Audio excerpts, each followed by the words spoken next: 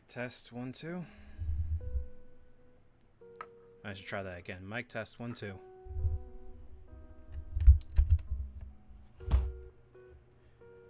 Okay, I think that's pretty okay. Oh wait, no, hold on. Quote unquote professional streamer.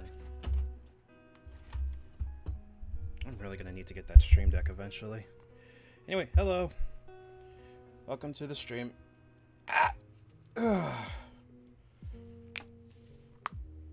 It's gonna be again pretty chill. Hey, Cheese.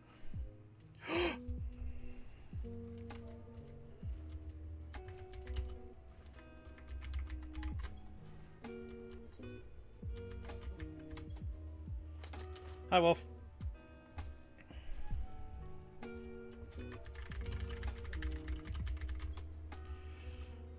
Hey, thank you very much for the follow. Appreciate it.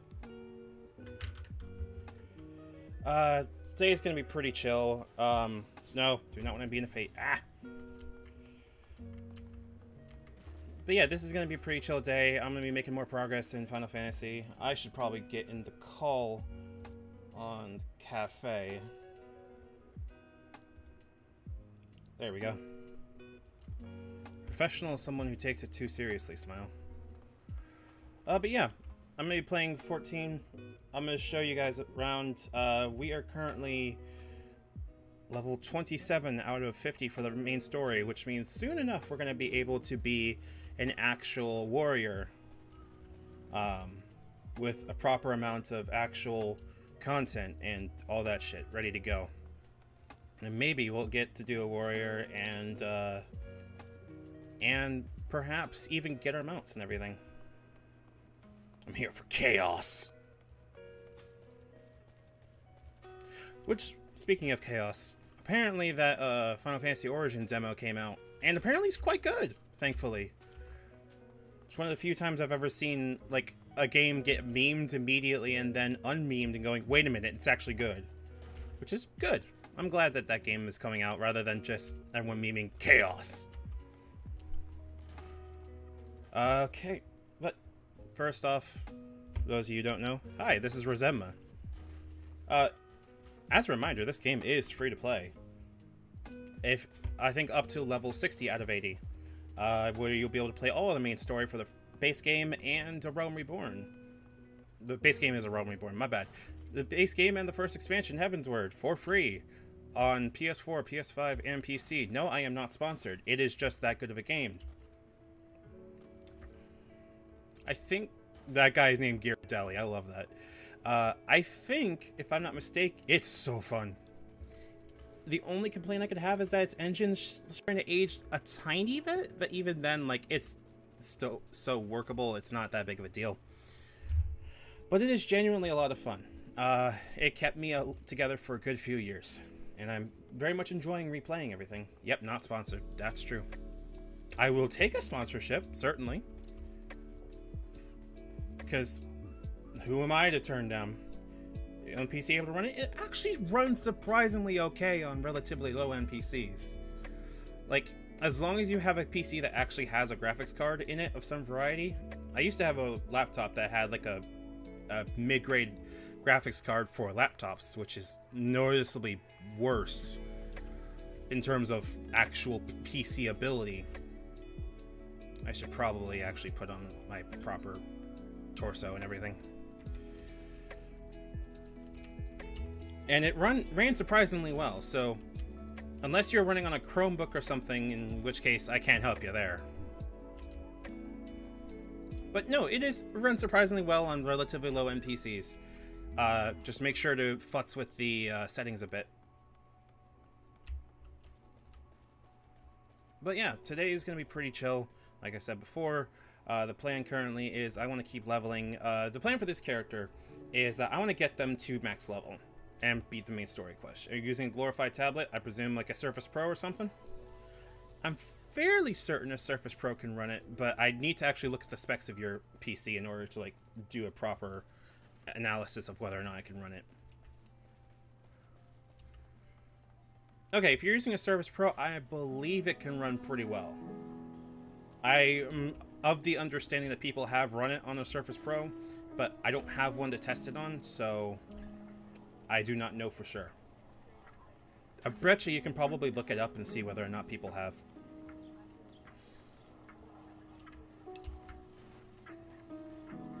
Alright, I am in the fucking fields of Central for some unknown reason. Right now, in the plot, we are currently hitting the point of, hey, you need to go with one of the three city-states and make a decision of what grand company we want to run with. You have the city-state of Britannia, Ul'dah, Limsa, Laminsa, and each of them are trying to recruit me because I beat a primal Ifrit. This twink over here apparently has the potential to beat primals because they can't be tempered, which means basically put under a primal spell. Primal, in this case, is effectively what you would know as a summon from the prior Final Fantasy games, like Ifrit, Bahamut, etc., so forth. And right now we're tasked to going to all of the remembrance services of the prior calamity, which was the reset of the game, effectively. And we're going there to see what the actual plot is of people. I'm sorry, is that somebody dressed as an angel? How do they have angel wings? Hold on. How do they have angel wings? I didn't know that was a thing you could do. Edenmorn, obsolete androids, Yorha 51. I don't remember how you can get... I don't remember how you can get wings. I didn't know you could. Whatever. Pretty rad, but still.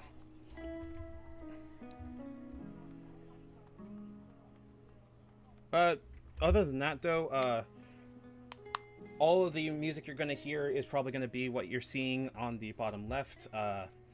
Recently, the lo-fi group effectively said, yo, all of our music is DMCA free. So we can totally stream it as much as we want. And if Twitch gets mad at me, I do not give a shit. The Twitch would get mad at me for it, but, you know, risking... DMCAs are a thing.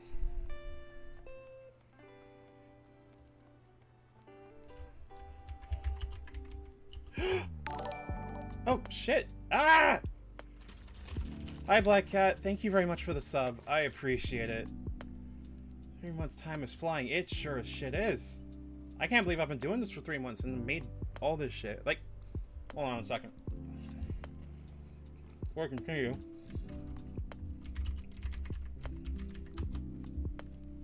There we go. I am chewing with my mouth full, and I don't apologize. Give me a second. Well, Black Cat here is my mod. And basically the person that got me into, like, streaming on a more frequent basis. She's also one of my high school friends. And, surprisingly enough, I'm gonna get the fuck out of, Ul'dah before, racism starts happening in the shout chat. Give me a second. Good thing I got that blocked. But, please give Black Cat a follow. They stream two times a week. I believe we were children, that's true. Sorry, still chewing. There we go. But, stateroom and... Oh, Royal Promenade. Right. Okay, I think I know where that is. It's in Nald. Got it. But yeah, honestly, give Black Cat a follow if you are following my stuff. They stream 2 times a week. They are streaming currently Danganronpa on Friday. I think they're on V3 on case 4. And on Sundays, they stream Hollow Knight. And they are very much comfy.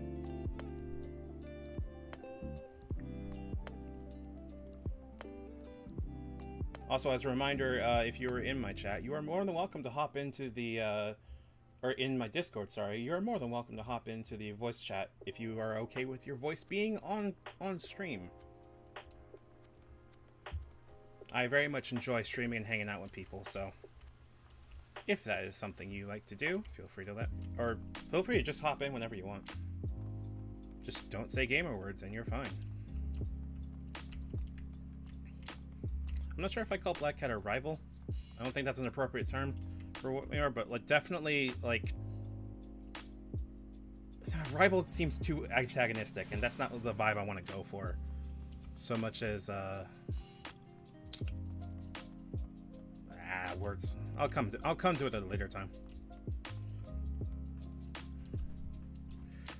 But yeah, we're going to be going around doing a little bit more of the story quest, seeing if we can get to level 30 on Warrior before we start branching out into other other jobs, like DPS and healing, so.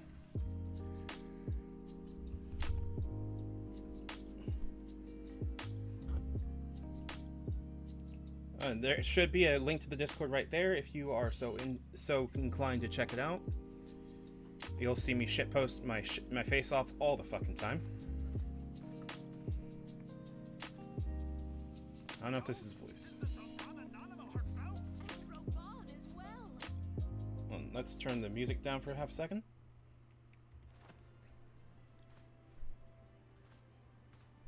Hark you, souls of flame, drawn to the bosom of the desert, where the fire burns brightest and shall rage forevermore.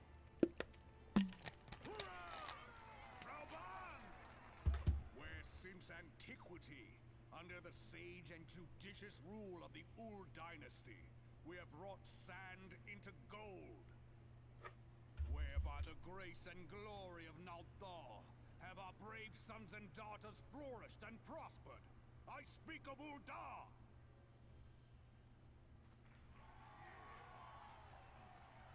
There, at the Flame General's back flies the Grand Company's standard. Note the sigil. The golden scales of order balance the jewel of prosperity with the flame of might. There's our favorite. Great and many are the gifts our nation has given the realm. In Eorzea's darkest hour, on the killing fields of Cartano, none spent more in blood and gold than we. Thus was the 7th Imperial Legion laid low.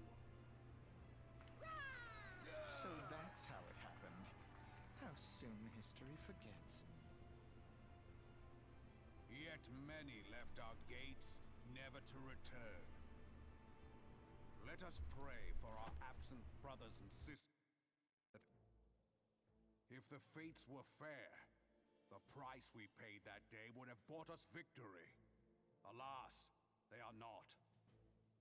And now, but 5 years into this 7th Umbral era, the spirit of sacrifice which granted us our strength is all but dead. Look around you. What do you see? A people divided, downtrodden, and enthralled. Where are the merciful alms of the rich? Where is the just steel of the righteous? I ask you, is this the great nation our brothers and sisters gave their lives to save? You who call this living, dishonor the name of the immortal flames. It is but a slow death. Our enemies surround us. The savage hordes of the Amalja wait beside our roads, strangling the lifelines of trade. Meanwhile, the Garleans make mock of our borders and despoil our land of its natural wealth. We stand on a precipice, yet we do not act. Whether trader or soldier, monetarist or royalist, all must recognize that a divided Uldar stands to fall. Victory and fortune walk hand in hand. Ye who seek glory and wealth, look not to what little you can snatch from your neighbor, but to the boundless wealth of the world beyond. Now is the time to unite. Now is the time to ride forth. In the name of the Sultana, I beseech you. Line not your own coffers, but those of the immortal flames. Seek not to prosper from Ul'dah, but to restore her to prosperity. As the realm prospers, so shall Ul'dah. As Ul'dah prospers, so shall her people.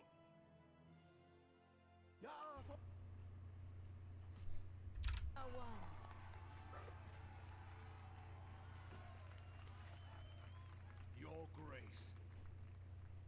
Raoban?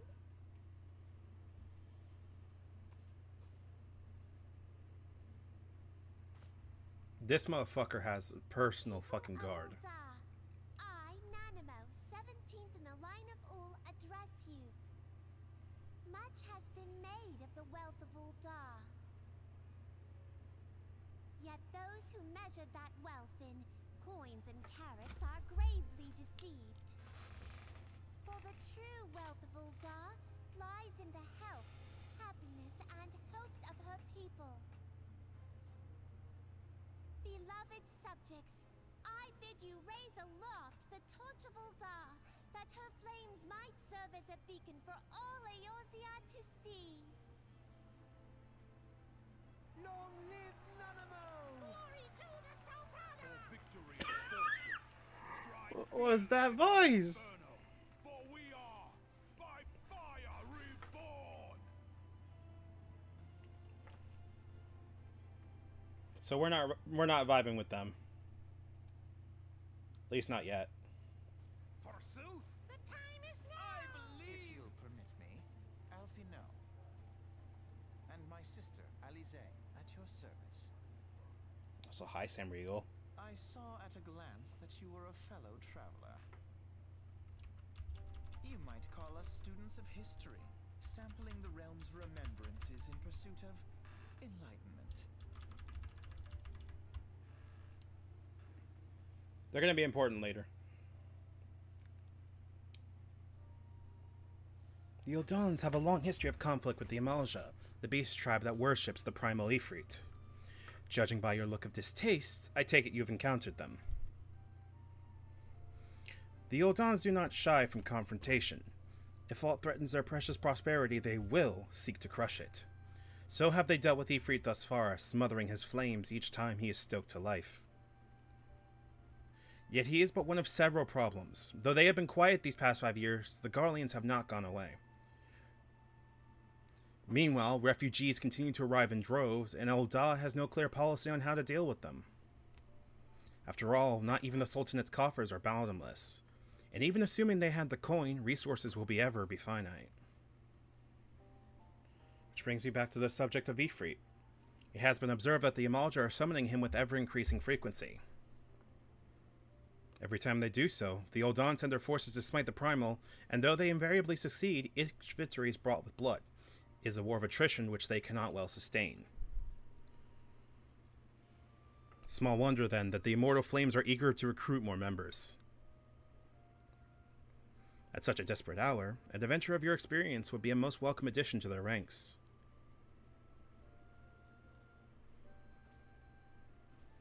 And Alize wanders off. And he wanders off too.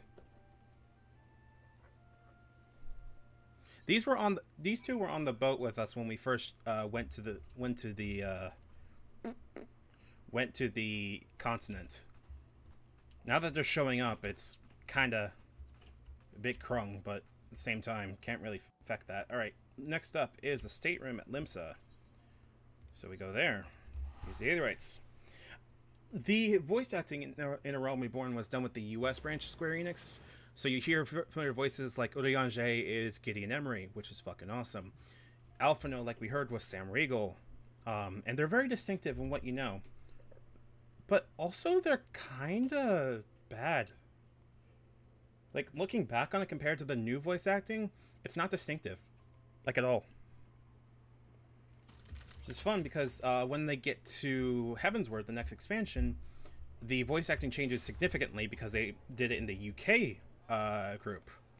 And the UK group is a lot better when it comes to more varied, I'd say, when it comes to their voices, where you're not hearing like high-pitched like squeak. Where is everybody? Oh, they're just loading in. Okay. Also, this is Limsa. We're probably going to roll with a Maelstrom here. We can switch the Grand Company that we run with. Like, think of it like not quite Alliance versus Horde, so much as it's a lot more along the lines of which team do you want to rep in PvP when you do it, and what kind of assistance do you want. There are, this person's name is Chow anyway, so I love that. Well, I need to see their search info. Who dat? Back to the basics of being stupid, Smo. What a fucking queen.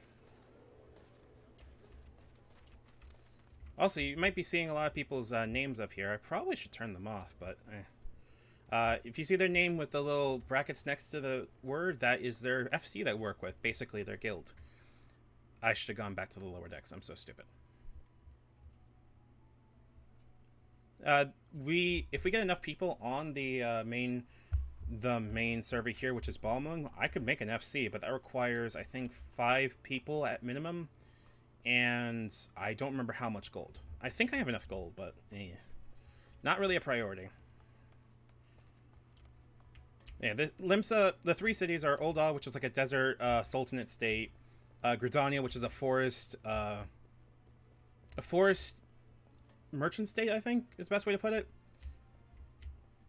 And then Limsa, which is a seafaring thalassocracy, or pirates, or technically privateers now. So why is the FPS just dipping in and out? I have no idea. Oh, right, hold on a second. I'm big dumb. Excuse me. Play sounds, there we go. Okay. I think everything I'm wearing is okay, so we're not really fussed about all that. We are looking, however, for... I don't want to deal with Chandelier right now. I could, but I don't really want to. So instead, we're going to go to the stateroom, I think? I think that's where I'm supposed to go. For the next section. Hearing Merweb basically go, hey, do y'all want to join the fucking Maelstrom?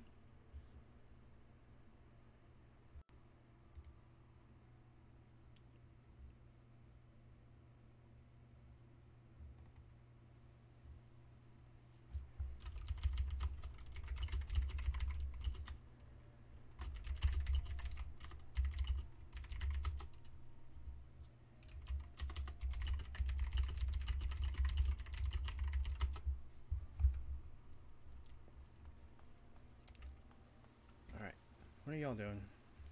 Role-playing? Yeah, we're on Balmung. This is basically the roleplay server. I'm pretty much going to be staying on here. But I can hop on to other servers at basically any time. Alright. So I'm going to mute myself again so you can listen to Merwup. Can't pronounce your last name.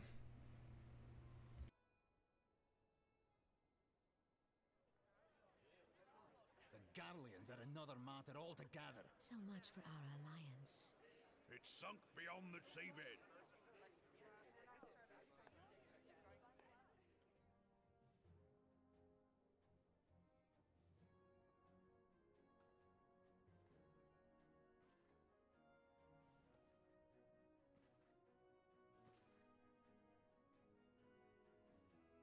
Brothers and sisters of the sea, hearken unto me. Look upon this, our mighty crimson standard, and tell me your hearts do not swell with pride.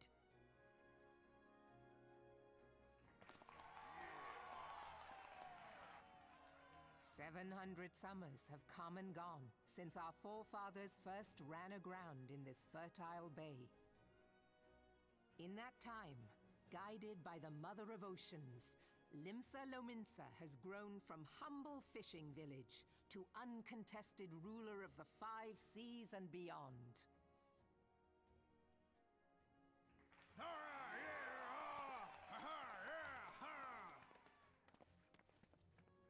Did you look as the Admiral bid you?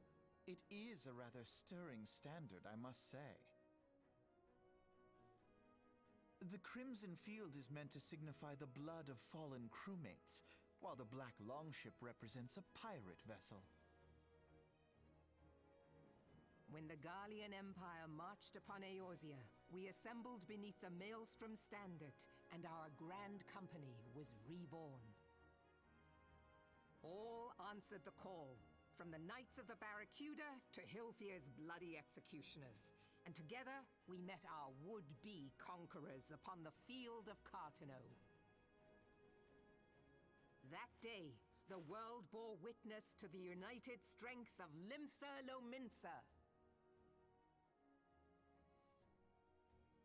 I swear to you, no army ever fought harder or with more courage, yet many of ours did not survive.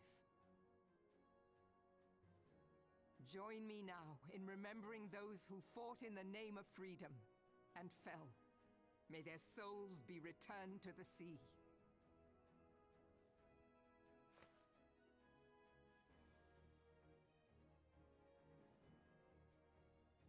Freedom. Yes, they have always been rather fond of their freedom. Much as the beast tribes have. Small wonder. Beneath the surface, one would struggle to tell them apart. It has been 5 long years since the calamity struck. 5 long years of tireless rebuilding. Yet still the wounds of the calamity fester and weep. But when I stand atop the mizzenmast and gaze out upon our battered and broken vessel, I see an undying spirit. Did we not build all this from the wreck of the Galadian all those centuries ago? Shall we not do so again? Yet there are those who would see this ship of ours sink beneath the waves of the restless Rotano. The Sahagin creep ashore seeking blood for their accursed god. Those fishback The Sahagin bastards. have risen? While the mines of Ogomero spew forth kobolds who push ever south, despoiling our lands as they go. These savage beast tribes will be the first waves to crash against our creaking hull. And behind them swells the grim tide of the Garlean Empire. Even now the curs fly their flags within our borders. Doubt not, but that they will be upon us ere long. We are well nigh surrounded. Yet there are those among us who would rather turn their swords against their crewmates than our cannons against our foes. How can we hope to repel our many enemies when mutiny breeds below deck? There is but one course left to us. One bearing that will bring us victory over the beast hordes and the Empire both, and see this ship safe to port. We must mend the rift the calamity has reopened twixt pirate and maelstrom, and stand fast with our adventurer brothers against the coming tempest. Mark ye well, a crew without unity is no crew at all. 'Tis but a mass of drowned men. To me, then, brothers and sisters of the sea, gather beneath the undying crimson standard, and pledge me your strength, your skill, your wisdom. And with the guidance of the navigator, this great vessel of ours shall ride the waves, till sea swallows all! Long live the Admiral! Admiral Melvin! Gather the lads! Oh, where's me cutlass? I'll follow ye to the 7 hells, Admiral! Christ.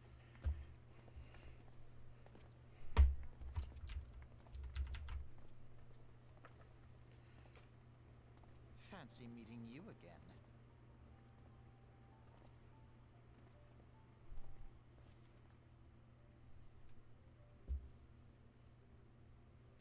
As the Admiral mentioned in her address, Limsa Lominsa is plagued by two beast tribes. The first are the fish-like Sahagin, worshippers of the primal Leviathan. The second are the kobolds, who dwell beneath the earth and take the primal Titan for their god. As if the beast tribe's presence weren't troublesome enough, the Garleans have also chosen to erect a fortress right in the Lominsans' backyard. And that is to say naught of internal strife. As a nation of pirates, there is no end to the blood feuds between the various factions, and while they fight amongst themselves, the Garleans whet their blades and watch. Aye!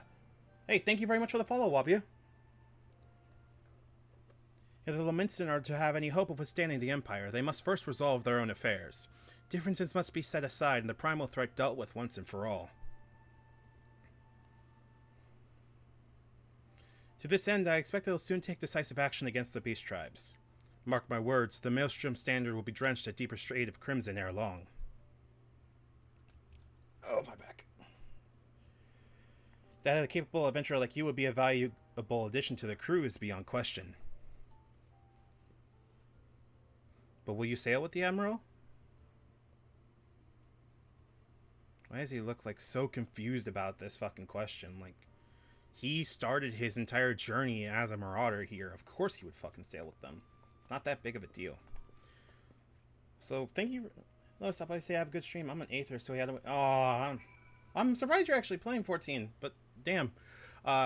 Thankfully, this is why I'm rolling the entire story up until Endwalker. Figured taking it a couple hours at a time would be a very good way to do that. But thank you very much for stopping by. I appreciate it. And hopefully I'll get a chance to stop by your stream as well. Hold on one second. Let me sew up you. There we go. And 1 second.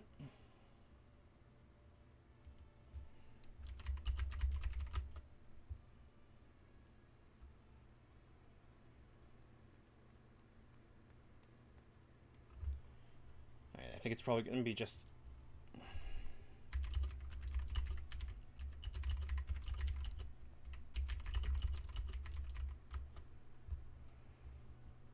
Wabi's pretty cute. There we go. Alright. We have to go to Gridania next to do the next one, and I think that's going to be pretty easy to get done. I feel like I need to hang out around here more often than I do in Ul'dah because... Oh, never mind. Wow.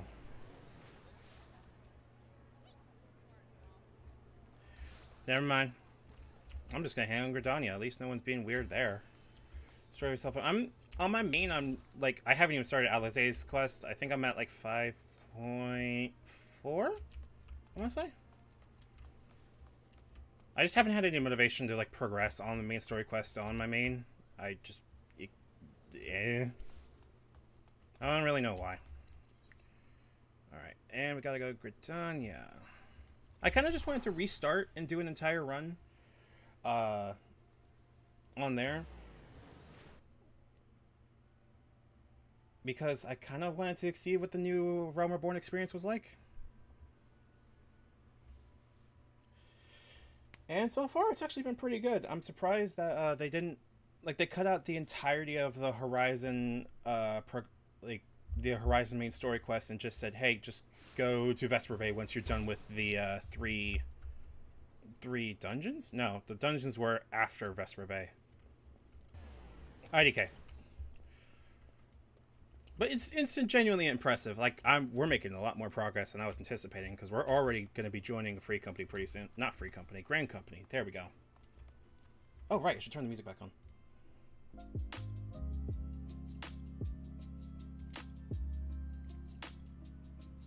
Turn that back to live.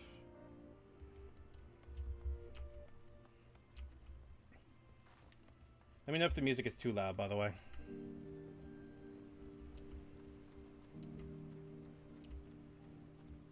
But usually, like, Gridania is the one I started with on my main. It's just very comfy.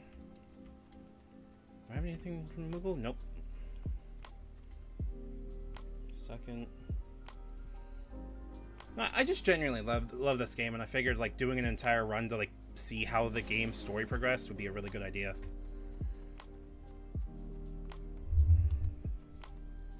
Alright, I'm also looking for Makedo's Amphitheater's right here, so I think I'm going here.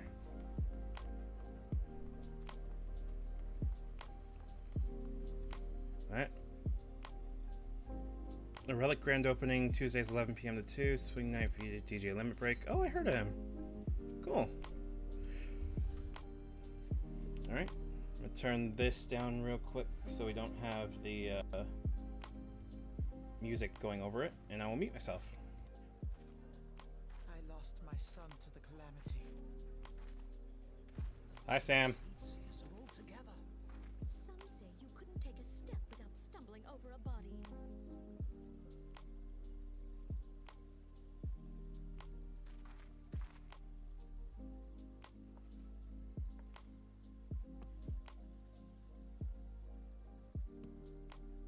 Our forebears were once strangers in the Twelveswood. Fearful of the green wrath, they hid themselves in the dark recesses of the earth. Yet they dreamed of basking in the dappled sunlight of the forest. Through great effort, they proved their worth to the elementals, and were granted a place beneath the boughs. So it was that Gridania was born, some 5 centuries ago. Working hand in hand, the Hure and the Elysian settlers sowed the seeds of our civilization, and soon they were joined by folk of all races. So nourished by the waters of unity, and blessed by the light of the matron, Gridania flourished into the great nation it is today. Do you see the Gridanian standard? There, hanging behind the Elder Seedseer. The entwined serpents represent the unity between Hure and Elysian. An elegant symbol, do you not agree? In accordance with the will of the elementals, we have embraced a life of peace. Alas, our neighbors have not always sought the same for themselves, nor for us. Though we Gridanians have no love for war, we have still less for those who would threaten our way of life. Ever have we fought to protect the sanctity of the Twelveswood. When the Garlean Empire brought its war of conquest to Eorzea, we rallied under the noble standard of the Twin Adder that we might push back the encroaching darkness. And it was we who prepared the ground for the reformation of the Eorzean Alliance, that all the peoples of this realm might stand united against the common threat.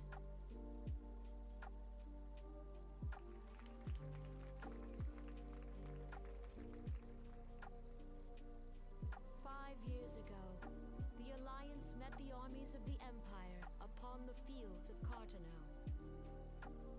It would prove the bloodiest battle in recent memory. Countless Gridanian lives were lost. As Supreme Commander of the Order of the Twin Adder, ever shall I bear the weight of our people's sacrifice. Alas, their loss was not the only tragedy to befall us that day, for soon came the calamity.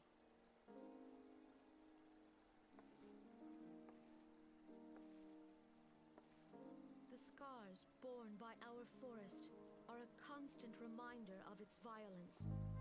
Our lives have been irrevocably changed, each waking hour a struggle to survive.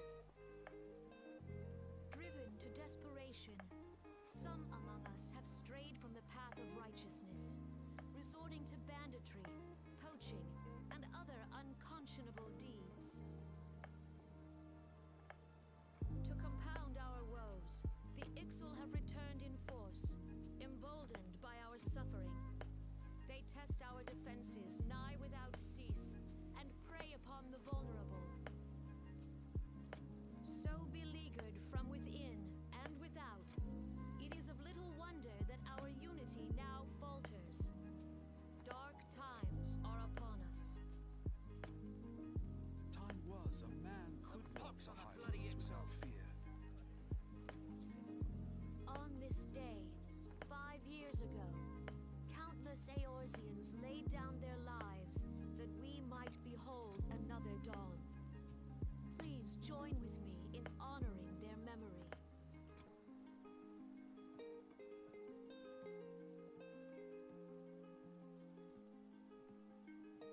And how do you propose to honor the memory of those you cannot remember, pray tell?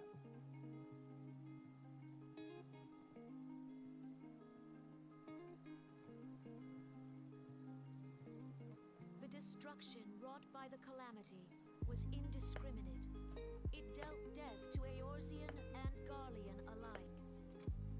Yet while we have labored to rebuild our homes, to rebuild our lives, the Empire has set about raising steel fortresses here in the Twelveswood. Let none be mistaken. The Garleans remain the greatest threat to our survival. If we are to stand against them, we must remember what it is to be united. Our many troubles blind us to the woes of our fellow man. Thence is harmony lost. Yet harmony is the founding principle of Gridania. We are gathered here to honor the fallen. Let them be honored not only in word and thought, but through concerted action. I bid you join hands with me once more beneath the Twin Adder standard. And together, let us heal the forest's wounds, that our progeny might live in harmony beneath these ancient boughs. For serenity, purity, and sanctity. We must think of the children. Woods will be done. It's up to us to protect the forest. All the elementals!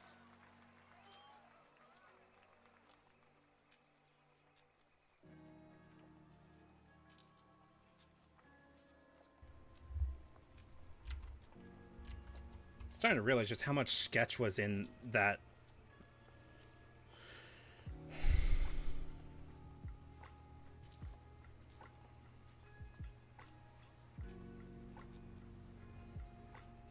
Hi, you two, again.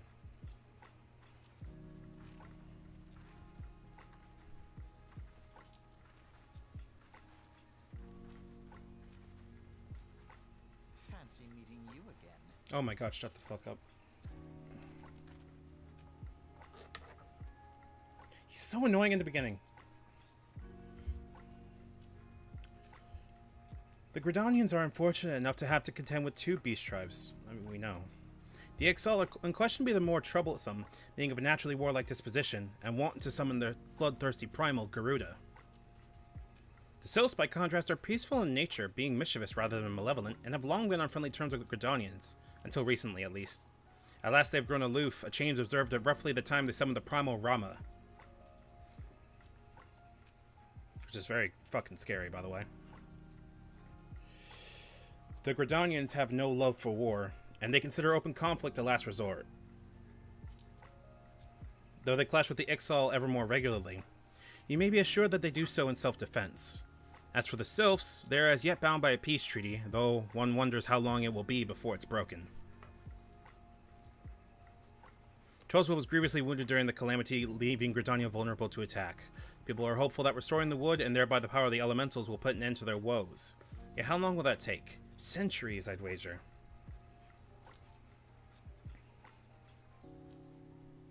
Meanwhile, the Ixal will continue their incursions, spurred on by Garuda and her insatiable appetite for destruction. Whether the Gridanians like it or not, sooner or later it will come to all-out war, and when it does, the Order of the Twin Adder will need all the help it can muster. Yeah, but see, but here's the thing, they're weird. How valuable might the aid of a capable adventurer prove to them, then? They have plenty of others besides me. Bye, weirdos.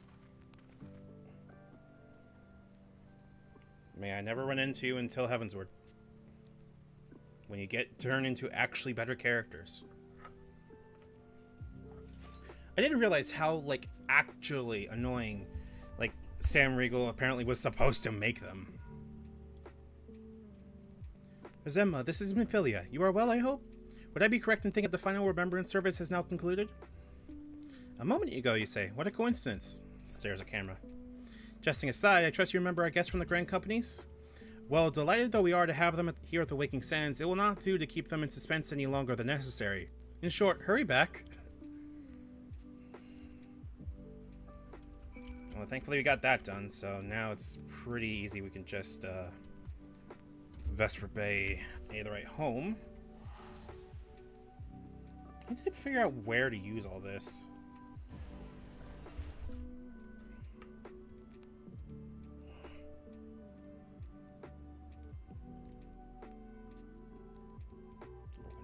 Okay. Ow! My back. Wait, hold on. Let me finish ordering food real quick. Wait. Uber Eats, why are you like this? I want my fishy chippy. Give me a second. Alright, I believe we gotta go to Vesper Bay over here again. We're gonna run past them. We do have to go to Holoteli eventually, but like a lot of the missions now are kinda okay then. Every time I'm here, I just run into the weirdest people. I can't. Bro. There we go. I want fishy chippy. Please. The normal place near me that does delivery for fish and chips apparently is not doing delivery right now, which I can't figure out why. I hope they're still open, but like, I don't know if they are or not. And Uber Eats froze. Very cool. Very cool. Very cool. Cool, cool, cool, cool, cool. For sure, for sure, for sure. I just want fish and chips, man. Nara, a Thai place does not do fish and chips. None of y'all do fish and chips. Why are you recommending this to me? Why are you all like this? No. None of this in fish and chips. I'm gonna fucking cry. I want fishy chips. And I don't want Popeye's fish and chips either. I want like good fish and chips. I could try the fusion place. Oh, never mind. Nah, no, nope, not in a million fucking years.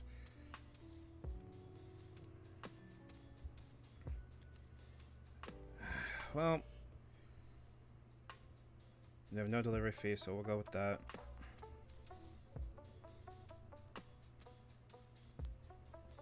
That's gonna be too much food if I do that.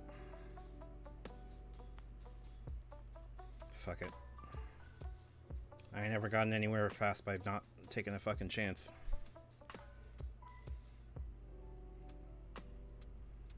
There we go. Okay. The hunger will be quenched eventually. Let's see what's up here.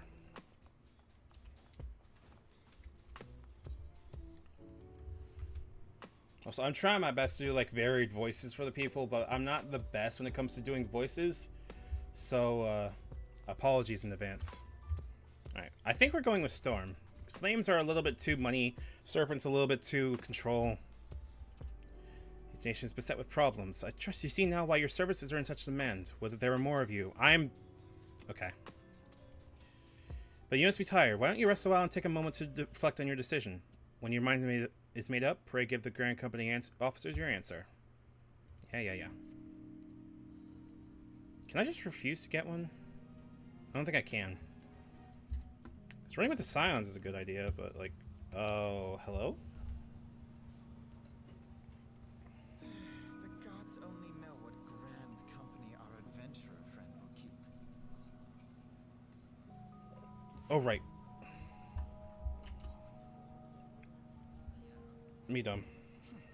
The wheels of change are in motion regardless. Brother, are you certain this course is best? Whatever do you mean, dear sister? The so-called remembrance ceremonies were little more than standard waving rallies. As though the calamity of the Seventh Umbral Era warranted scarcely a mention. Well, of course they were standard waving rallies. Since you are so observant, mayhap you noticed what mention was made of the warriors Big lady. of light?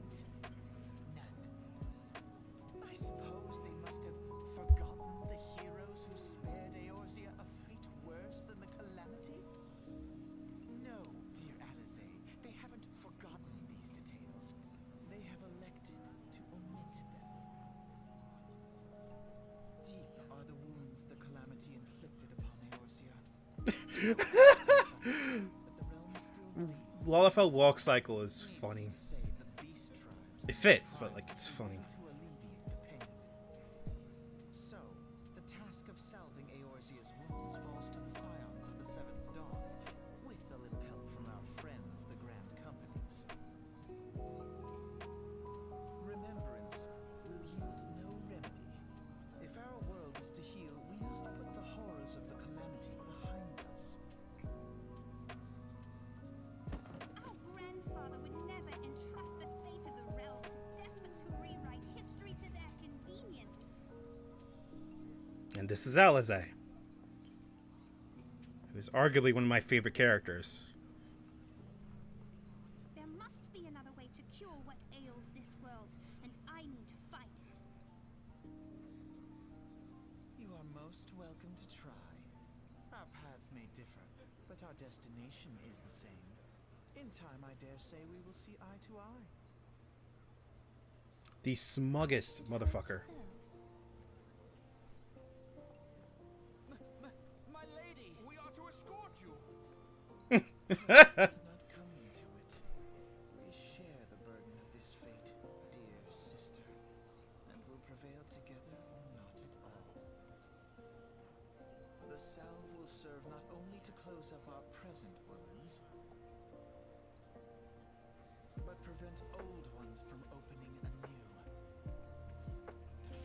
I wonder what they're referencing. Hey, level 28. We're making decent progress, actually. Oh, right. Need to eat.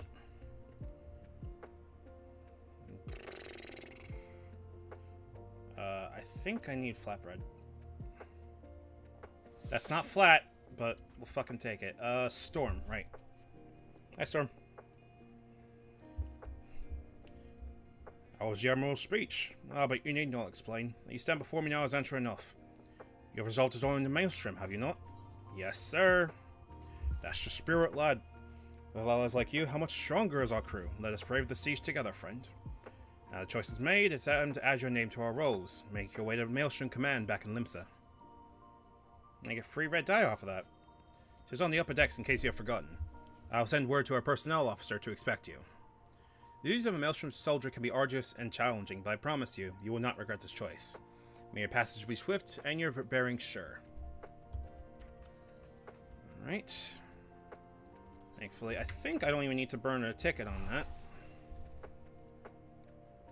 Let's burn a cooldown.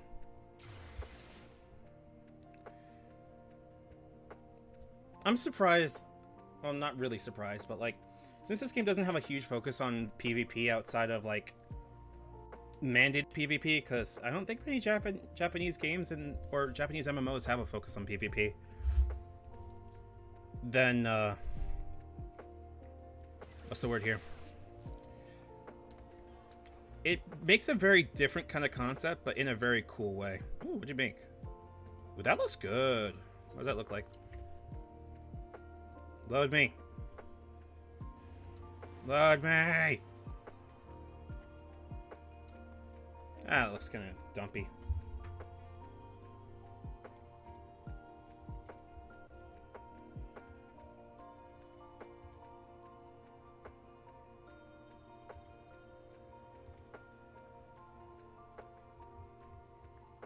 There we go. I really should do Culinarium, but like I'll do a little bit of a rundown on all of the crafting stuff today once we get to level 30. I think that's going to be our goal for today. Where we're going to be sitting here trying to get to actual warrior, which should be fun. Once we get there, we'll be able to start doing the real cool armor stuff. And it's going to give us a lot more options for what we can do. And sadly, it's more of a holdover of what actions we get. Because we get class, which is Marauder, but they only keep it up to level 50 because there was a time in the prior versions where you had to multi-class characters together.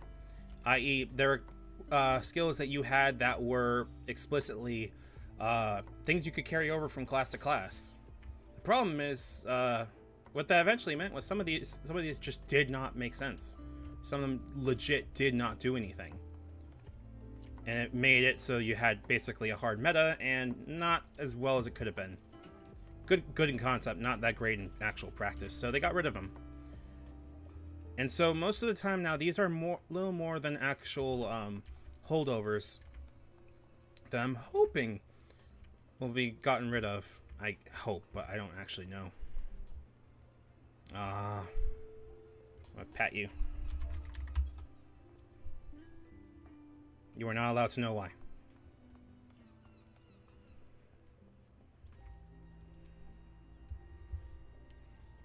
There is an actual good reason, but I don't really want to spoil it for y'all.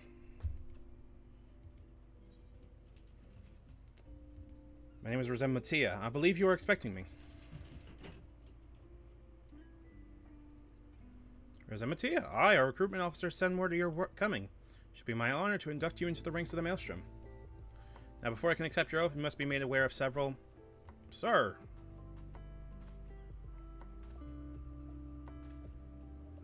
What is it, private? And this better be important. Sir, we received a report for a lookout in Lura Nanasha, sir. Imperial forces have fired upon a Highwind Skyways airship. Oh shit. The vessel is in a bad way, sir, and it appears to be banking for an emergency landing in Cedarwood. Cedarwood? Damn it. We have no troops available in the area. The bulk of our infantry is bogged down on the coast, skirmishing with the fishbacks. Tia, this is highly irregular, but I fear your first duty in service to the Maelstrom needs to be unofficial. If your man in Lord Lanasha is correct, the airship will come down in territory crawling with Imperial scouts. If there are any survivors, we must reach them before the Garleans do. Make haste to Cedarwood, locate the airship, and if any of its occupants are alive, make sure that they come to no further harm. We'll see about swearing you in upon your return. Funnily enough, I've only done the Twin Adders one. I haven't actually done the other two. God, that's... Wait, what is your layout? Hold on a second. Fit check. Naboth to Thaliak. Interesting. And pants. Lord Stars. Interesting. Okay. Cool, cool, cool. Right, where am I going? Cedarwood. Where the hell's Cedarwood? Lower? So Red Rooster, Morby, Morby.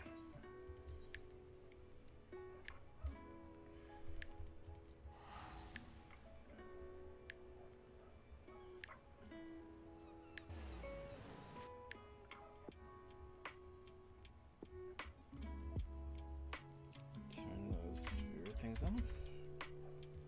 There we go. So I'm not staring at number.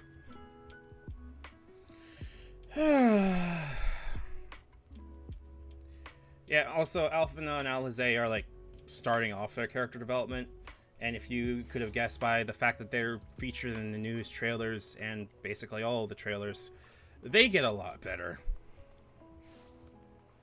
They start off pretty poor in terms of characterization. Like Alphina already sounds hilariously fucking hostile for no reason.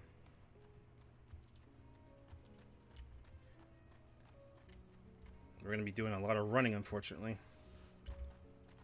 Yes, I clicked my skills. Leave me alone.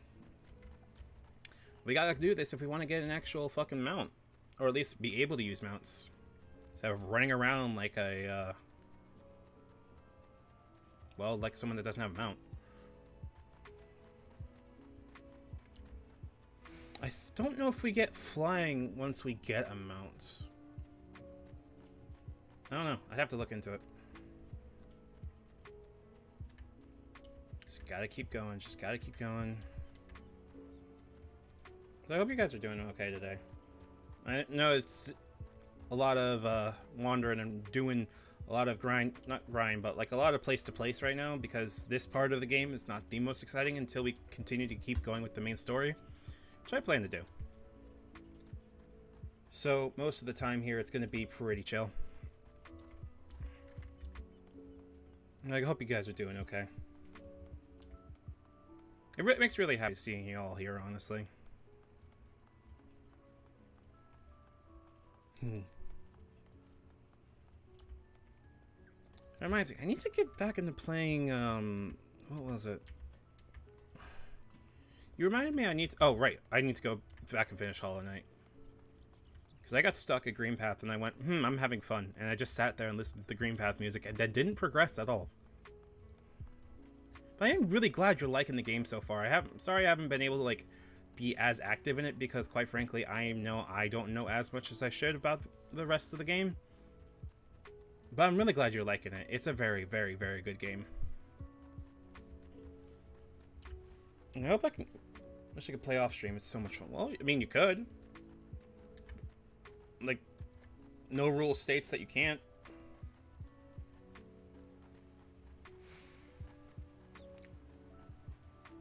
Like, the Twitch police will not go and go, hey, you have more time in this game than, you know what I mean.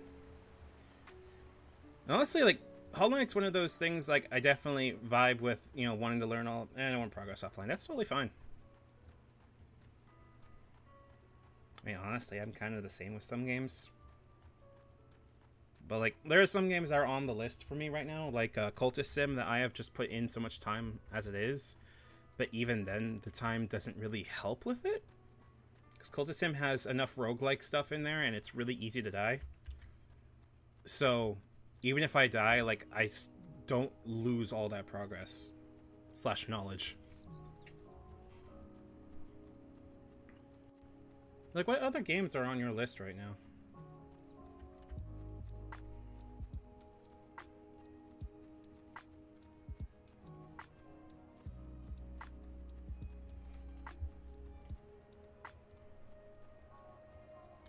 Staring at number again. So I just want to progress to the warrior now.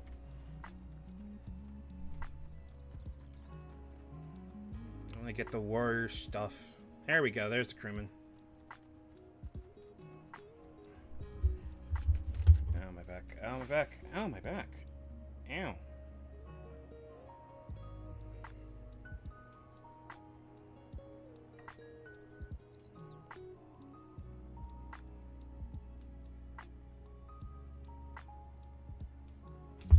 Go. Hat in Time and Turnip Boy. Oh, dude, Turnip Boy would be very fucking good. It's short, it's sweet, barely any wasted time. And Hat in Time is fucking fantastic.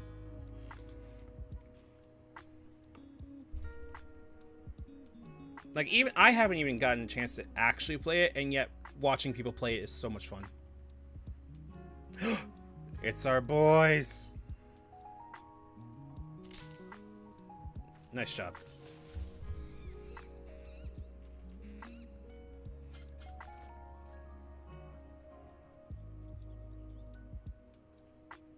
Richard, what are you doing out here?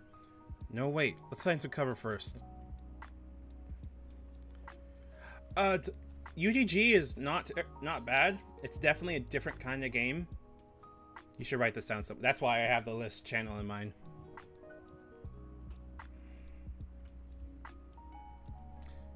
UDG is really good, but you would want to play it first. Man, how do I know you're not an Imperial spy? You don't even have a uniform, bro. Wedge, it's me. I'm sorry, Biggs, it's me. Shut up. Be at ease, sir. We are over the Maelstrom. You're a Gauntlet Ironworks engineer, yeah? One of our lookouts reported the attack on your craft. We're here to rescue you. Yeah, that must be Tia. Good work on reaching our friend here before the Imperials. I literally just smuggled him away. Thanks, guys.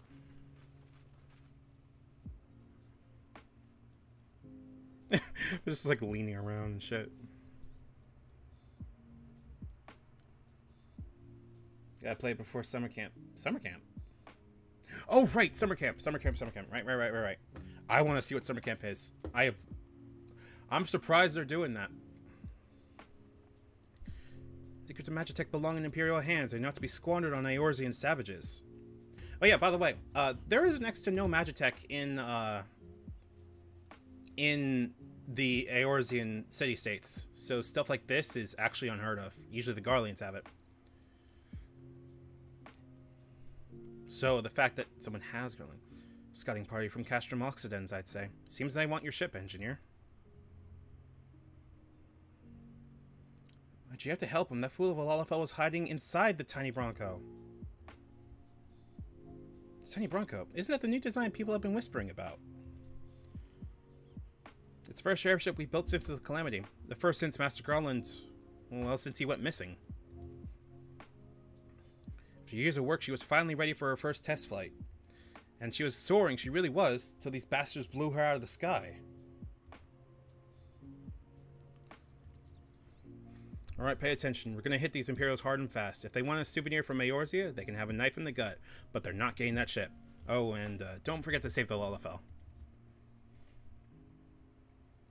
What do you say, Utia? Ready to give these curs a hiding? Hell yeah.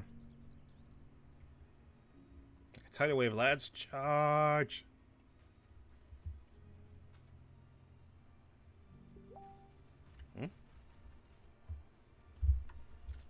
Hold on a second.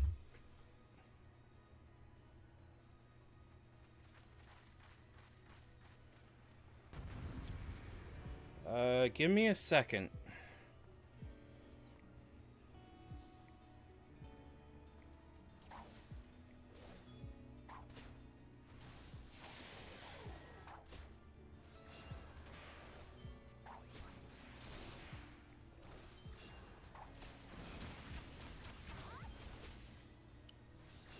Hush you. Also, welcome to the stream.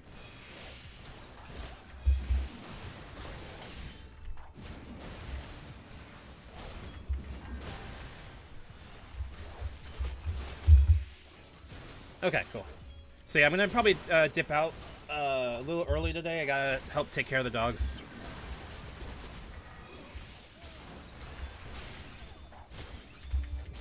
Oh, right. What am I doing? There we go. I'm just gonna throw a whole bunch of axes at them. Yeah, today's gonna be a little bit shorter stream, so I'm gonna see if we can at least get to Oh, what the fuck? I don't get that. Boo. I'm gonna see if we can at least get to Warrior. Hopefully. I would really like to. Oh, Jesus!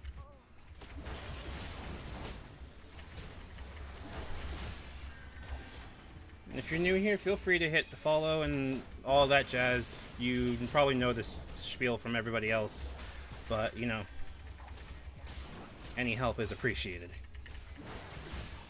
I don't recognize your name, Alvard. Where'd you find my stream?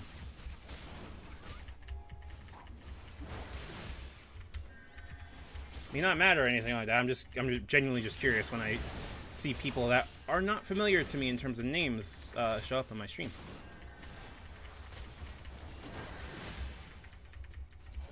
There we go. Now we can punch his Vanguard.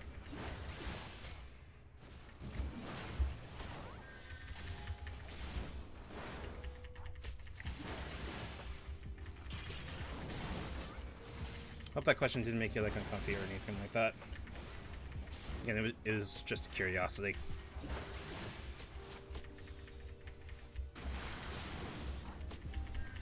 Where are you going? Hey! Bro.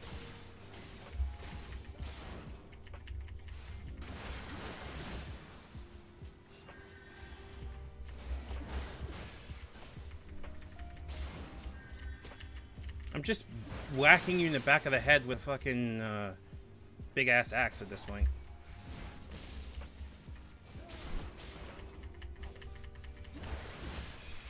There we go. There we go. Duty complete.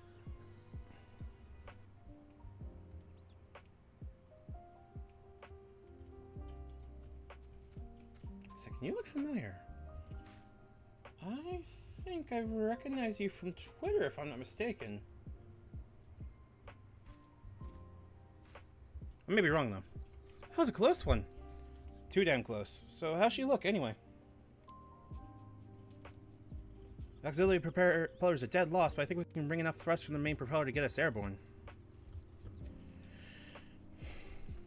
A few minor modifications, we should be able to fly the tiny Bronco home. We'll stand watch until the ship is ready to take off.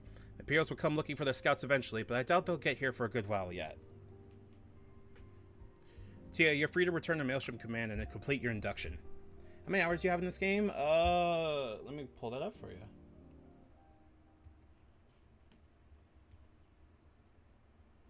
$1884. 1,884. Just want to say sorry, you know, for calling you an Imperial spy and all that. Got that one wrong, didn't I? Seriously though, if it hadn't been for you and the Maelstrom lads, I would be chained up in a dungeon by now. I'm in your debt, friend. We are. Wedge. Thank you. We're very grateful. I have a lot of hours, but a good, I want to say 200 of that was just role-playing. No progress, no nothing. I am very much the type to just like having games where I could just vibe and like hang out in it. Especially this one where I could just take like amazing screenshots usually. Like most of the screenshots you'll see for the ending screens and prior like coming soon or starting soon screens were screenshots I took. Sorry, the ending screen was one I took. The starting soon one was one Katie Cat took. She's a lot more skilled at taking screenshots than I am, to be honest. But still, I have quite a bit of time in this game. I would go as far as say it is probably my favorite game I have spent the longest time on. Outside of stuff like Harvest Moon or Stardew or whatnot. Or Warframe.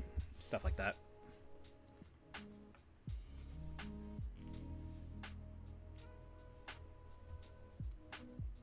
I think it's just genuinely fun because this game has such a massive and substantial community to it that there's basically something to do for everybody, even if what you want to do is kind of silly. Like Chimarana and I's plan right now is that Chimarana is going to get some property on one of the other servers. That's a lot easier to get property on because player housing is a thing in this game, and player housing is limited to the vast displeasure of basically everybody, sadly. Because I'm gonna be honest, we all kind of want a house, and there's actually not enough housing in the world. Ethernet, Half Castle. Like, I can show you around the actual housing districts once I unlock one of them. They're quite nice, but I just don't remember which one my free company on my main is in. I could probably look it up real quick.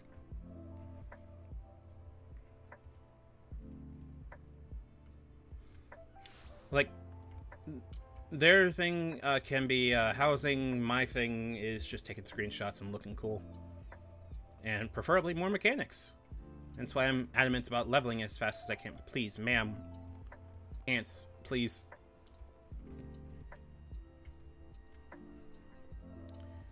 Welcome back, Tia. I just heard the report. You needn't be concerned about the engineers. They completed their return trip without further Imperial interference. I must admit, I had my doubts at first, but it seems the stories about you are true. I look forward to seeing what else you're capable of, after you're properly inducted into the Maelstrom, of course. Now, speaking of your induction... And we need these. I don't think this is voice, sadly. Let's start afresh, shall we?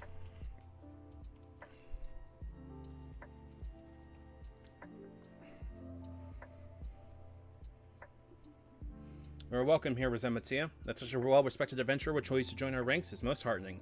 For he swears your allegiance to us, it is only right that I tell you exactly what it is that you will be joining, however. Grand Company is more than simply a collection of soldiers. It is an all-encompassing organization which draws upon the resources of an entire city-state to form a united military force capable of standing against the nation's deadliest enemies. We of the Maelstrom are charged with meeting the threats posed by the Primals and the Garlean Empire and solving the many problems caused by the Calamity. Every man and woman who serves under our colors has a role to play in keeping the great warship that is Limsa Laminsa afloat, and on whatever heading Chief Admiral Werwa Blahiswin sees fit to set. I think I skipped one. As far as this grand vessel's crew, you will be expected to take your turn at the oars, for the winds do not look favorable, lad, and strength of arm may be all that sees us safe to port. If I have lost you with talk of ship and oar, let me put it another way. A Maelstrom soldier labors till his last breath, fights till his last drop of blood. We give her all in service to this nation, and no less is expected of you.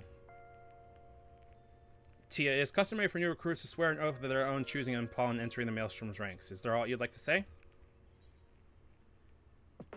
What skills I have of yours still sea swallows all. Ah yes, the many and varied skills of the adventurer. I've no doubt that your travels have furnished you with such knowledge as will prove invaluable to our cause. As Tia, I hereby assign you the rank of Storm Private 3rd Class. You are now officially a soldier of the Maelstrom. Welcome aboard, Private. May you serve Limsalumin so well, till sea swallows all.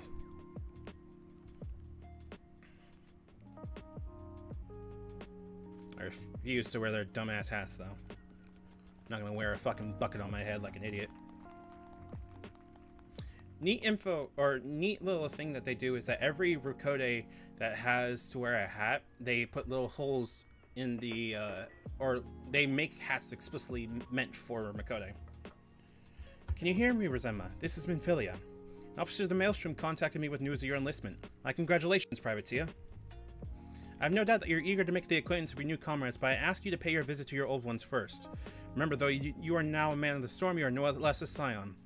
Pray return to the Waking Sands at your earliest convenience. There are some friends here who I would very much like you to meet. We shall be waiting.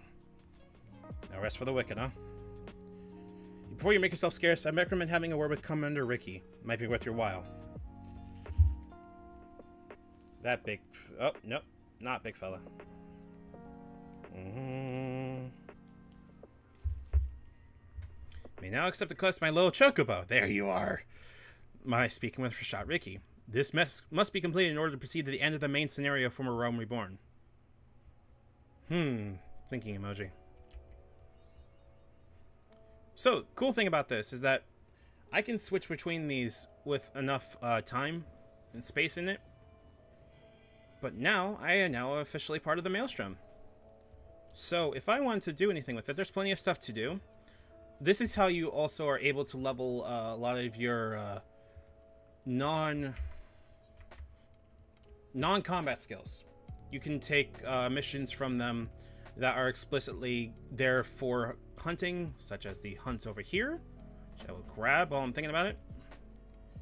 Yep. Oh, I can't participate in the hunt. I don't know why. We'll figure out that later. But I definitely need to go get the chocobo. Well, if it isn't Privateer, I must say the tales of your deeds have been an inspiration to the troops. Our duties take us far and wide, and in a wager you slogged across quite a few moms of countryside and not by your own 2 feet. Such a sterling soldier of the Maelstrom deserves his own steed. Let us see about having one issued for you. All you need to do is obtain a Storm Chocobo issuance by exchanging company seals with Quartermaster. Once you have the steed, present it to Fregame, and she will say you saddled up on one of our trusty birds. So we need to go talk to you.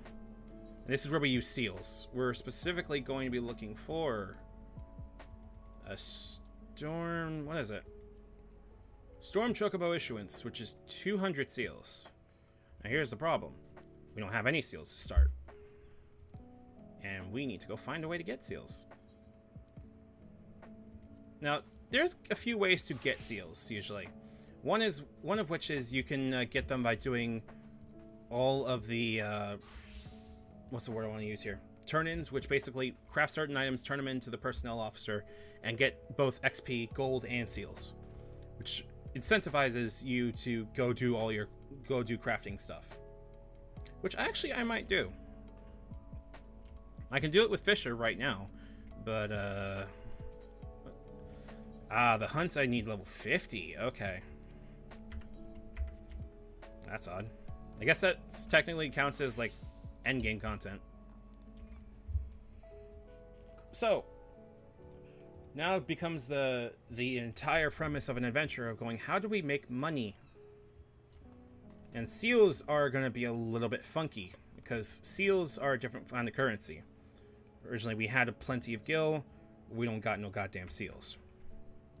This is also, by the way, where we can make a free company. So OIC administrator, learn about found a free company. Blank petition, we have to nominate a name and a tag. hold off on this now. Derp, give me a second. I'm hungry. Yeah, those fucking combos did not satiate me at all. Currently Storm Private 3rd class. To qualify for Storm Private 2nd class, I need 2,000 seals. That's gonna be a bit. So instead, we're gonna need to go and get ourselves a job. And so this is where I get to start showing you the actual crafting and gathering skills. Arguably some of my favorite. We have one of the 3 gathering ones, which is fishing. Fishing's pretty simple, to start at least, where we can run up to... Oh, hold on. Give me a second. I'm still up to date. We're good. Update. This is also where gear sets come in, because I have a fishing gear set. Switches my gear to be something a little bit more useful for it. There's separate gear and everything for crafters, gatherers, and combat. Even though you have the same stuff as a, what's it called? You have the same pose as a paladin, but, eh. But as for, ma'am. As for our skills, we actually do get skills and quests and everything for each of those crafting and gathering classes, too. They have their own separate quest lines. They all can intertwine with one another. So, the next question becomes now, what do we want to do for it? We have plenty of options, but usually I recommend people start with ones that will make the equipment for your job. Since we are currently doing Warrior, that requires stuff that makes Warrior stuff that is along the lines of blacksmithing and armor smithing to make axes and to make heavy armor. At least I think it's heavy armor. I'll have to go check. So instead, we're going to go over here, and you see these little little quest symbols with plus signs on them and stuff to unlock all of them. Now keep in mind, I can unlock every single crafter and gatherer on this single character. If Zemma wants, and if I wanted to, I could be an Omni Crafter. Some people do. This is how they make their money and how they make a lot of profit. However, I have not done it that far yet, and the first time I did it, I fucked up by starting with Culinarian, which is useful, but requires you to have a little bit of everything else. For Culinarian, you need to have, and it doesn't say this, you need to have stuff in alchemy, gathering, botany, fishing, mining, such like that. Also, give me half a second, my food is here. So I will be right back.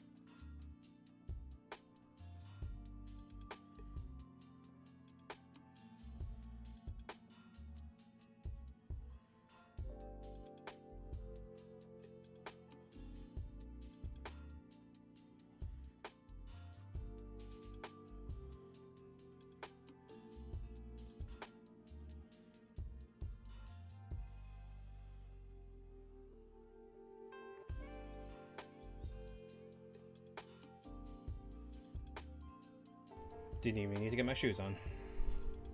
Alright, so Culinarian takes a little bit of every single other thing except for blacksmithing, armor smithing, and the like.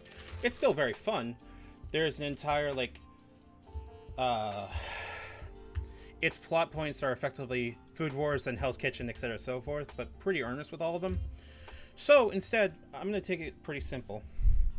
I'm going to try to go with my own thing of, let's go see if we can do all of the blacksmithing and armor smithing. Sound a hammer and brought you in from the street, did it, lad? It's well that you find the din inviting, for the Armorers Guild is not the place for quiet reverie. If the clangor or metal striking metal is music to your ears, mayhap you've the spirit of a shipwright. You have a mind to join our guild? Take it from me, lad, there's no greater joy than working a shapeless lump of iron into a shining breastplate with your own hands. What say you then? Yes, please. Well said, lad. Now we should cover a bit of guild history before forging ahead with the formalities. The armor's craft is an offshoot of blacksmithing. Time was when armorers and smithies were one and the same. But as the years trickled by, the techniques for working sheet metal into armor plates became a specialized trade. And smithies who showed uncommon skill and passion for the trade earned themselves the title of armorer. You can probably imagine the skills necessary for making armor are also needed for shipbuilding. The building ships is a bit harder than knocking out simple helms, which those armorers who are good enough to work on boats claim the title of shipwright. Of course, there's one thing calling armorers blacksmiths and shipwrights armorers, but it's quite another calling shipwrights blacksmiths, because building a ship and mech and a hatching couldn't be more different. Alright, me eating.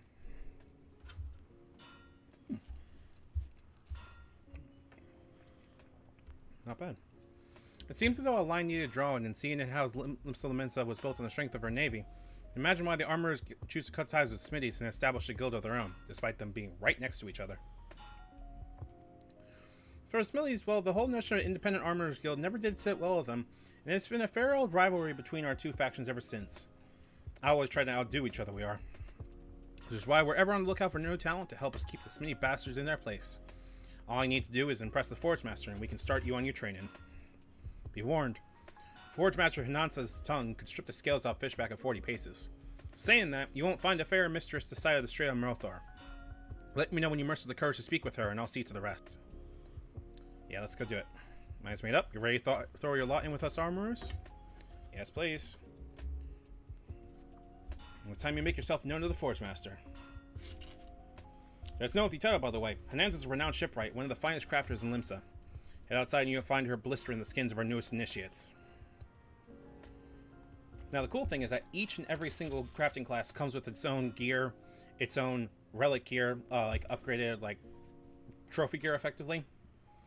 And comes with its own weapons and the like that come with it too. Well, weapons, they're more tools. See, here for a fisher, for example, our main weapon's a fishing rod.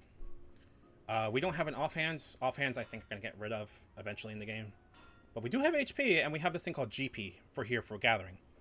Pardon me. GP stands for gathering points. Sorry. I keep burping. Apologies. And what it does is it affects the rate which items are gathered. Perception is for getting higher quality items, which are imperative later on in the game. And each of the pieces of gear we get here for crafting and gathering will do different things. For crafting, you always look for more control and... I'll look for the other one. I forget. Another spying armor, are you? Welcome. I'm Anansa, Forge Master of this guild. I take it Guanaco has explained to you the history and nature of our craft? Good. I have little to add on the front saves this. The life of an armorer is not an easy one. Chewing.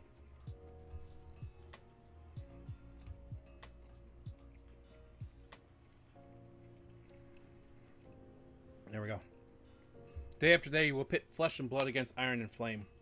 And without a passion for the forge, you will fail. The passion alone will not make an armorer of you. To truly master this craft, you must be possessed of a will as unyielding as the metals you work. Knowing what lies before you, have you the fortitude to persevere? Bet your ass. I see you have no fear of work. As well, consider your request to join the guild approved. If you ever give me aught less than your best, you'll be out the door before you realize my booze connected with your backside. Are we clear on that? Good. Now that we understand each other, let's begin with the basics. What's your name? Rizemma. Very well, Rizemma. This tool is called a doming hammer. Here, grip it firmly. Note its weight. Let me know when you feel comfortable with it in your hand. I'll tell you if you're holding it properly. We gotta equip it first. And...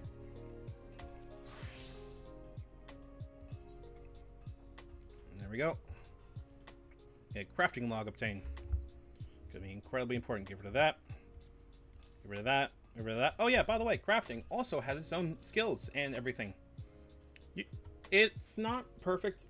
People can make high-level macros that you can put in that will put in a series of steps in order to guarantee the highest likelihood of doing it right. But it sure as shit's fucking good.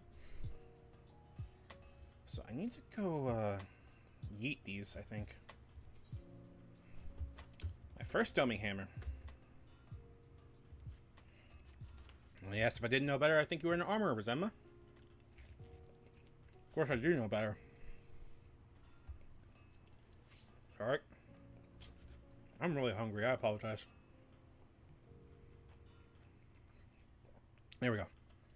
Do you craft something with that hammer of yours, you look like a babe with a bridle to me, and I have no intention of mothering you. Make no mistake, I mean to shape you into an artisan however hard I have to pound. Save your sweat for the forge, lad. I don't expect you to fashion full suits of plate on your first day. Let's pay close attention to my instructions. Be diligent in your work, and the skill will come in due time. Let's be about your first lesson, shall we? I want you to take up your hammer and make me a bronze ingot. A mundane task I grant you, but one which every armorer must master. Bronze, you see, is the most basic material of the craft, and bronze ingots are its building blocks. It's not the strongest of alloys, of course, but that is that very quality that makes bronze so easy to shape, and a metal of choice for a novice adventurer. Chewing.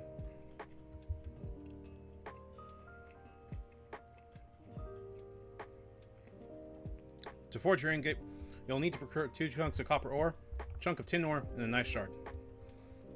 Ore can be purchased from someone here in the guild. I shard you'll have to find it your own. Well, am I aiming for swing your arm for you, or maybe what hap you would like me to swing my boot? Alright, so we need to get 2 chunks of copper ore, a chunk of tin ore, and a nice shard. And we do it through the crafting log, which is logs over here, and then crafting log, also on my N key. Thankfully, I have some ice shards.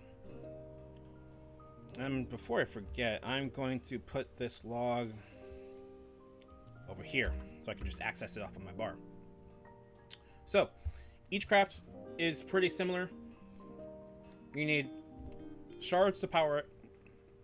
Shards, things you usually collect along the span of your way.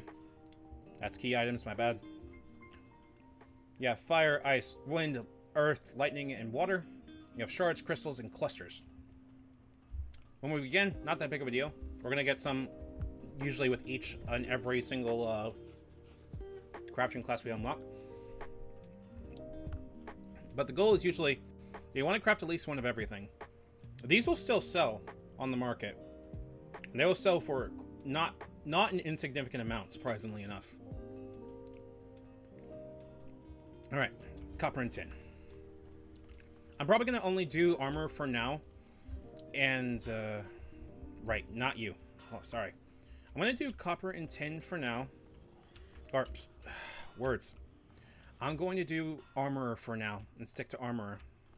Where do I get...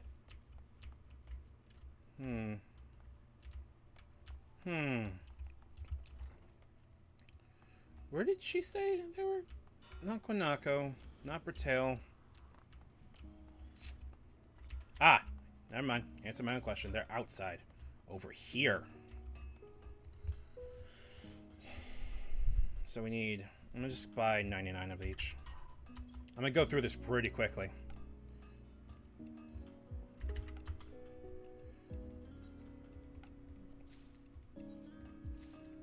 And I'll show you how the crafting skills kind of work.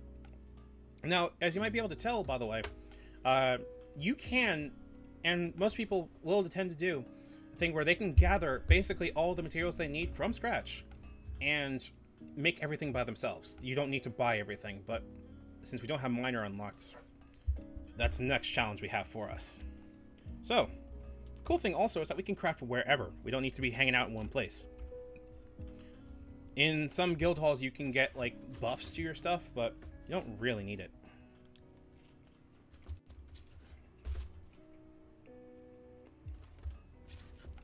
Chicken tender had a cartilage in it.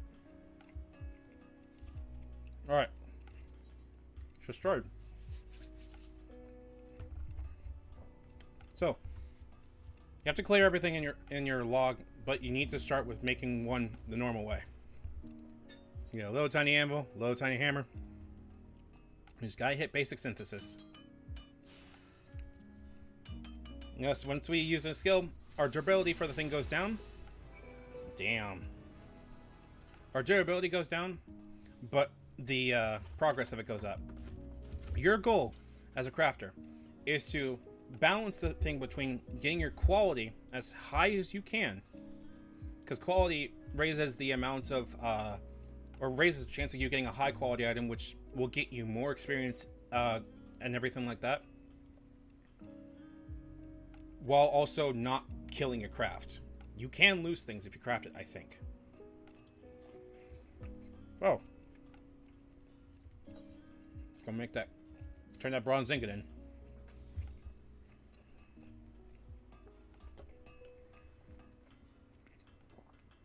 Completed your first task, have you?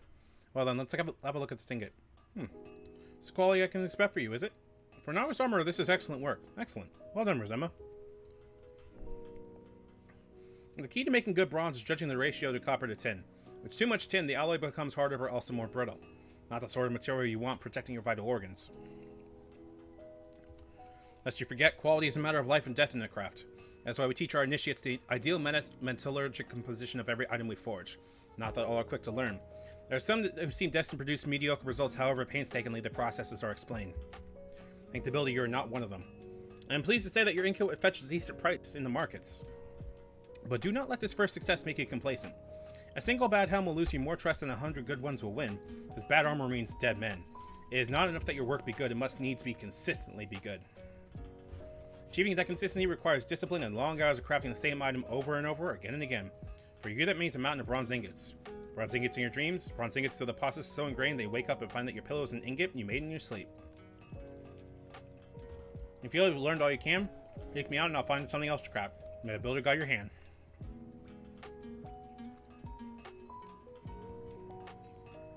There we go. And more ore.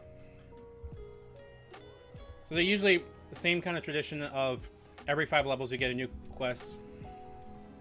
But with the stuff I have on, the Friendship Circlet and the Alamigan Earrings, we're going to be actually progressing quite fast.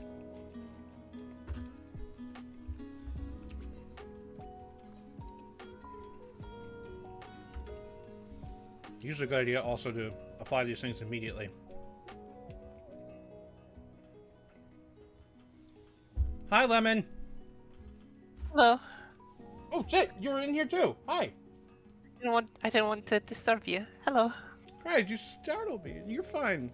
I looked over and went, hold on a second. That's a name I know. Why are you looking at me? I got spooked. Hi. You're good. Chat, this is Lemon, one of my best friends. Do you want to introduce yourself? Hello. Sorry, I'm just no one important. I'm just here to listen. Don't mind me if you just see me in the background. I'm going to fucking throw you. You're not unimportant. I'm going to fucking pet you so hard. Hold on. But yeah, Lemon here is one of my best friends, and blinking words. Right. My God, my words just left me. I'm so sorry. I'm just here to watch. That's totally fine. I was going over crafting. Right. Starting crafting. Okay. I also have Fishy Chippy, so. This Fishy Chippy sucks. Okay, correction. It doesn't suck. It's not what I was looking for. Wait, what are you dressed in? Hold on. Let me fit check you. That looks like Domin... Oh, Animos. Okay. Oh. It's cute. I have a lot of outfits. That is very cute. As we were going with the theme of like crafting and stuff, I decided I think I'll decide to just follow you around in this gear. Oh, nice. That's cute. I like the hat. The hat's a very nice fucking vibe too. Alright. I'm doing crafting because we need to get seals, and I don't think we can get seals without crafting, so at least not to start. Any seals? Yeah. You can get them for fates as well, if I recall. Oh yeah, that's right. Forgot about that. Still want to show up crafting a little bit though, because I do want to make money on him. Of course, armor is probably like one of the better choices. On Galilea, I did goldsmithing, and that was pretty profitable for a while, because everyone needs jewellery. That's true, that's true. Wow. Fishing is also like a fun gatherer, if you like want something fun to do. It's not very like It's not very well. It is profitable, I guess, because people will always buy your fish. But it's also really relaxing to do. All right. We're gonna continue to make bronze ingots until we get blue in the face. Well, that was fast as hell. When do I get quick synth? I want quick synth, please. Yeah, like I think my experience with crafting is a little bit wonky because I decided to start crafting with culinarian. And I was a dumbass and didn't realize that doing that actually meant I needed everything. I needed to go have botany. I needed to go hunt for people. I needed to go do all of that affair. I just sat there and went, I have made a horrible, like, miscalculation in judgment. Unfortunately, crafting is very expensive. Yep. It's certainly fun, though. Oh, absolutely. Like, it's just horribly expensive. When do I get quick synth? Is it like level 5 or something? I think it's level 5, if I remember rightly. Okay. You're just doing Ananza's work of just make bronze ingots until we die.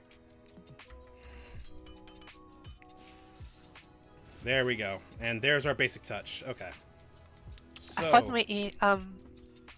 fun way to do gathering and stuff is just to level up your retainers when you get them, to send them out on their little ventures. Right. So since you're like, that's always why it's a good idea to like level up miner as well when you unlock it. I need to go get miner. Miner's in old, yeah? Yep.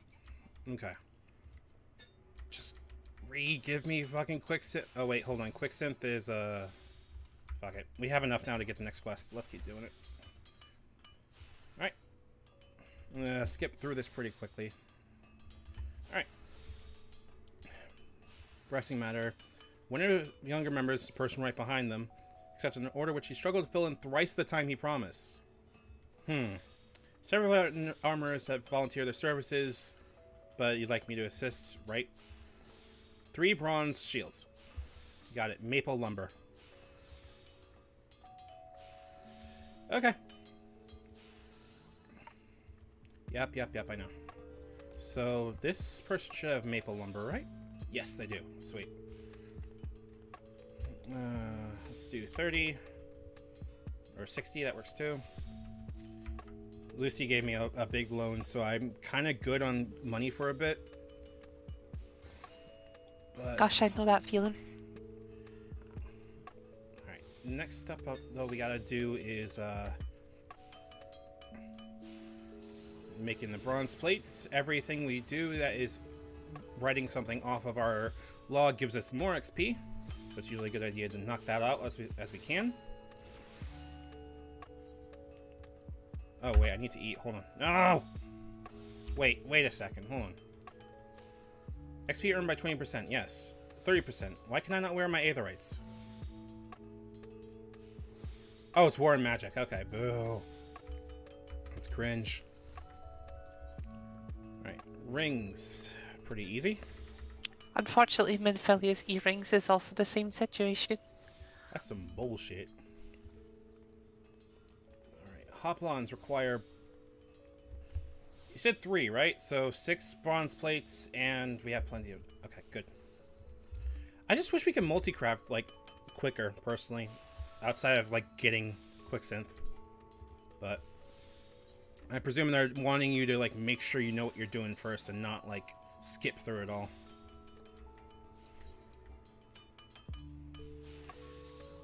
Yeah. I want to start with, armor because it makes it pretty easy, and also culinarian requires so much other shit in it. It makes me so not mad, but like I just want to cook, and all this stuff is logical, but goddamn.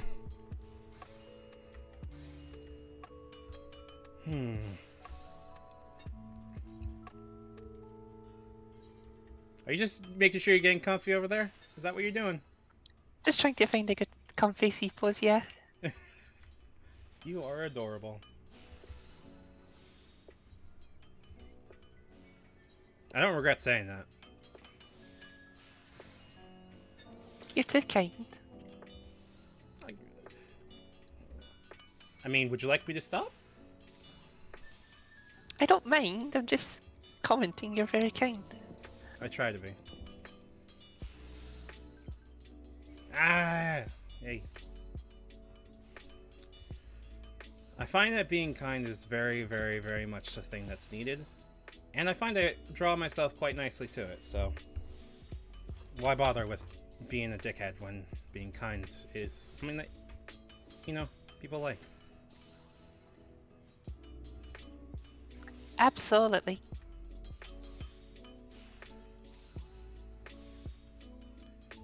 Also, it also saves me a lot of heartbreak and worry about, oh god, what if I'm just sitting here... Oh hey, there's my first high call. Nice. It saves me a lot of heartache and worry about, oh my god, did I get misunderstood or stuff like that? Because I can just vibe with somebody and go, I know I was being decent with it. Exactly. Alright, I think I have enough plates. Pardon me. Alright, now onto something a little bit more complex. Let's see how well we do with this. 11. I shouldn't have done that. It's great. Here we go. I completely forgot how this shit works. There we go. There's our Hoplon. Let's make a couple more. We're not gonna have to worry too much about high qual when we first start, but you definitely want to see how quickly you can get to high qual, and these calculations that come up will also play a part where it will show you what happens when you use certain actions. Kind of saving a little bit of the need for a flowchart, I understand, but again, I'm not an Omnicrafter. I just play one on TV, I think. All right, that should be our 3 Hoplons. And here are your shields. Here we go. Also, do you want to hear a travesty, Lemon? What's the travesty? Okay, so I got fish and chips from a local steakhouse, right? They do fish and chips in America? Yeah, a lot. Well, not as much as I want, but people do fish and chips pretty frequently. The problem is that everyone had a different batter, which makes sense. This batter is cornmeal, I think, and tastes like I'm eating, what's the word I'm looking for here? Corn chips outside of fish. It is super salty. Oh, well... wrong texture. Well, it has a wrong texture for being fish and chips, too. I usually like beer batter, personally. Totally fair. It's just, fish and chips is usually quite salty and vinegary, unfortunately. Mm-hmm. Like a lot of, like, those, like, fried foods are. Mm-hmm. I take my credit back. A little fun fact, when I was in high school, there was a very nice, fish and chips place. There was just a walk away, and I used to always go there with my friends. It was really nostalgic. I actually got a delivery from there not too long ago, because it was actually because they're doing deliveries now because of like the pandemic and stuff, and it was very nostalgic. There was a place around here that used to be a dedicated fish and chip place. I think it used to be a part of a chain, Arthur something or other. And I never got a chance to go to it, because by the time I got to college, they went out of business. But the place that came up next was an interesting Mexican place that kept the fryers, interestingly enough. And apparently kept the recipe too, because their main draw was fish and chips. So it turned into... I was going to say, you know, that sounds like it could be quite fun. It was. Like with like Mexican like spices within like the batter and stuff. That could be a nice little fusion. I don't think they ever mixed Mexican spices into the batter, sadly, but they mixed them into the sauces that came with it. Usually in my neck of the woods, they have fish and chips with either ketchup or remoulade. And I prefer remoulade personally, because me like light spicy but also creamy. And tartar sauce just is good, but also I have had so much fish and chips with tartar sauce. Oh my god. I can imagine just having like fish on fish and then like a fishy sauce would probably be a bit overwhelming. Yeah, I just wiped out my fucking Marauder. Oh, no, I wiped out my Fisher one. Okay, hold on a second. Let me go make my Fisher. There we go. There we go. Okay, good. So how are you enjoying Marauder? I'm actually quite liking it. I'm It's surprised a fun tank, isn't it? It's fun, yeah. It's surprisingly simple. I feel like I'm just going Unga Bunga, like me hit, and all I do is hit harder. The best part is it does some really good damage for like a tank, like even compared to like Gunbreaker and stuff. It does a fairly like meaty whack of damage. If I recall, one of the best ways to do Boja is actually using the... I forget what the next stage of Marauder is. Is it Warrior. Berserker? Warrior, that's it. You basically run Boja with Warrior and you can like one-shot certain bosses if you like stack buffs upon buffs upon buffs. Ooh, right. It's insane. So I haven't gotten a chance to do Baja yet. I had literally just like unlocked Baja on Ralph, but my drive for playing on Ralph is next to none right now. So I played Eureka. Eureka made me want to die. I've been debating getting into Eureka solely because of like the money potential it has, but True. my friends are telling me no, just wait till Boja. It's a really weird thing. Like the time I got into it was mid Stormblood or late Stormblood, early Shadow. So I got in. I thought I saw the rationale for liking it because, yeah, it makes sense to be wanting to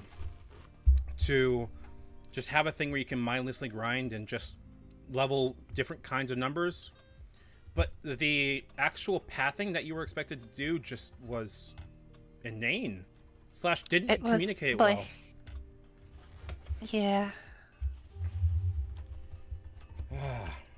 Don't get me wrong, I understand that, like, I was on Pagos, and like when you got to Animos, Hydatos, and Pyros, it got way better. But I didn't feel comfy enough like actually doing that. It just seemed like a lot of work for me. And that's fair. Like I need to have something. Like I need to either put on a podcast or be on call with people to go. Wait, they actually provide me with tartar sauce? Fuck yeah! I thought they only gave me ketchup. Oh, that's lovely. Wait, that's not tartar sauce. That's ranch. Ooh, okay. Sure, let's give that a shot. Huh. Very interesting kind of thing. The coating that they use for the fish and chips has a lot of, I think, cayenne in it. Which is probably why I'm having a really weird textural sensation with it. Oh my god. Hold on.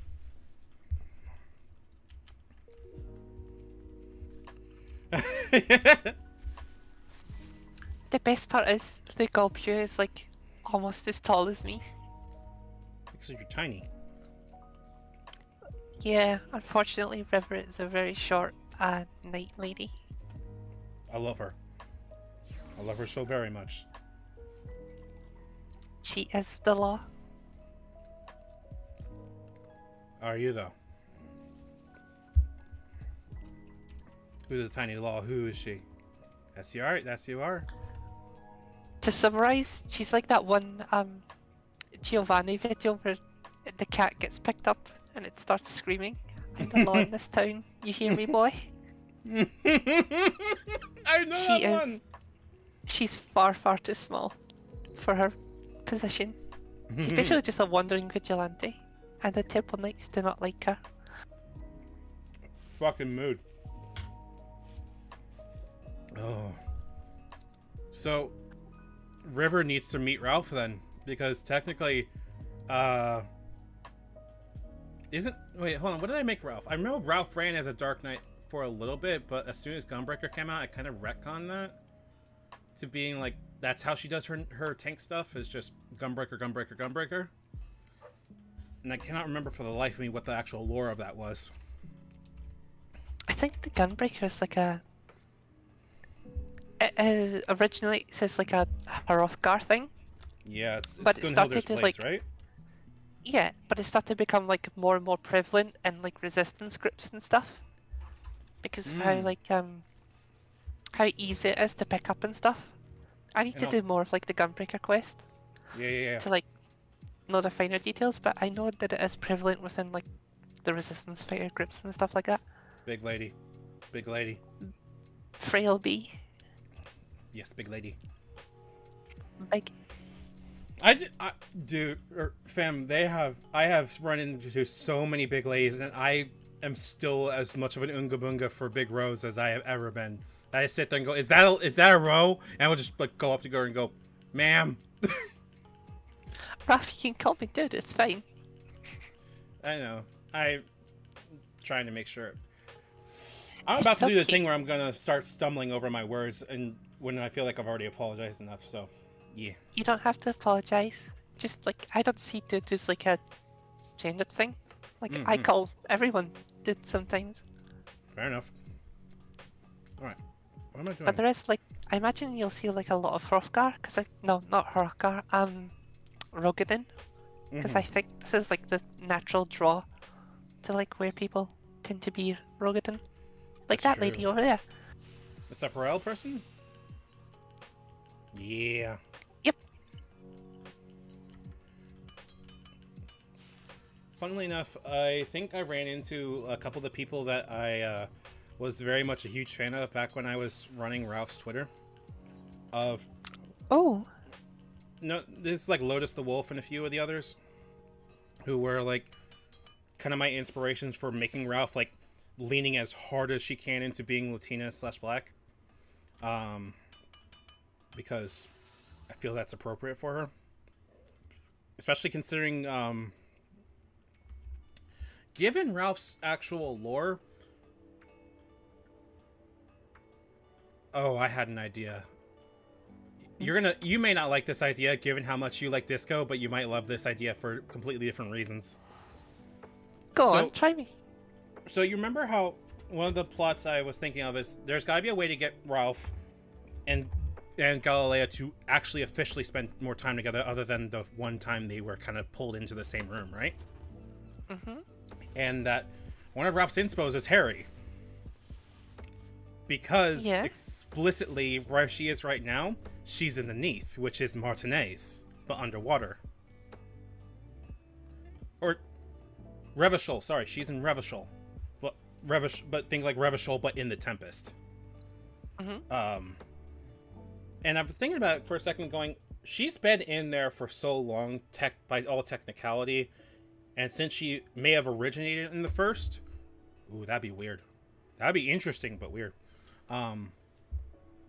That there is actual Latina and like Black analogs in the first, because there's plenty of other world outside of Norvrant, or outside of the light, that got wiped with the light. Remember, like most of that map was wiped with the flood. Yeah, I think I remember. I'm trying to like avoid spoilers just in case like there's any new people in your stream. But I think I remember like that group mentioning it when they confront you as like the wads. Interesting. Although my memory of like, unfortunately for me, like that little encounter was far too brief, because I really liked that little storyline they were going. But it felt a little bit brief for me. So like I'm struggling to remember it a bit. If I can manage to get up to Shadowbringers with Zemma here, and like be able to show that off, I'll count as a good sign that I did good enough on that. In order to show it off, right? I need to make rings.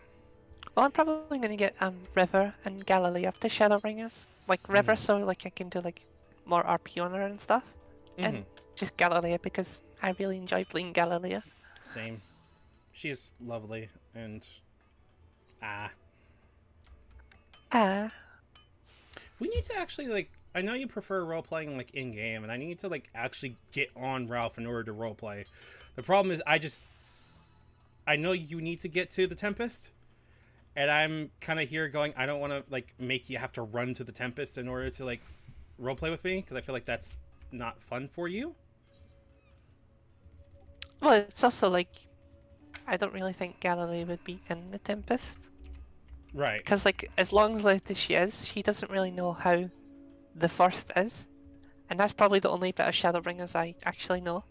Mm-hmm. It's gonna be fun when you get there, for sure, because I want to hear how you react to everything. Well, on Galilee, I just got to the part where, like, can you find out who Shadowhunter is? Ah, okay. Oh, that's what you were gashing about earlier. Yeah. I was like, are you referencing something else? And I looked at it, it's like, oh no, he's hot. I'm like, yep, he's hot. He's very attractive. Mm-hmm. Okay, so you're at the burn. Okay. Past the burn. You're past the burn. Okay. I just got the quest, Parley on the front line. Okay, okay. I think I know where you are then. This is gonna be interesting when you get there. I'm already very excited. And when that, to avoid spoilers, when like his theme plays, okay, so you know like the current emperor. Yep. Okay, so you know the emperor before him, like Yep. that caused the whole War of Succession. Yep. Yeah, when that happens, and then he just shoots him, and he starts tumbling down the stairs, and it's dead quiet. I could not help but like laugh. It was great. It's funny that this game manages to successfully make us feel bad for the emperor of a foreign nation. I'm impressed that they did. I'm just surprised. Hey, they made me feel sorry for some bad guys, like some genuine bad guys. Like, I never thought I would be like... I never thought I would actually end up liking who Shadowhunter is. But it turns out, like, I can understand where he's coming from. He's a good example of, like, the longer the game went on in terms of actual behind-the-scenes writing, the more time the writers got to spend with the actual characters, the more they got to know them and write them. And I find that's part of the things I really, really love about this game, is that it puts so much focus on the story itself that it gets to sit there and think about the actual progression of characters, because it affects other people too. Like, Shadowhunter, for example, is a direct response to everything we went through and witnessed, and an internal response to all that we witnessed. An explicit, like, oh shit, hey guys, what are we, oh god, kind of response.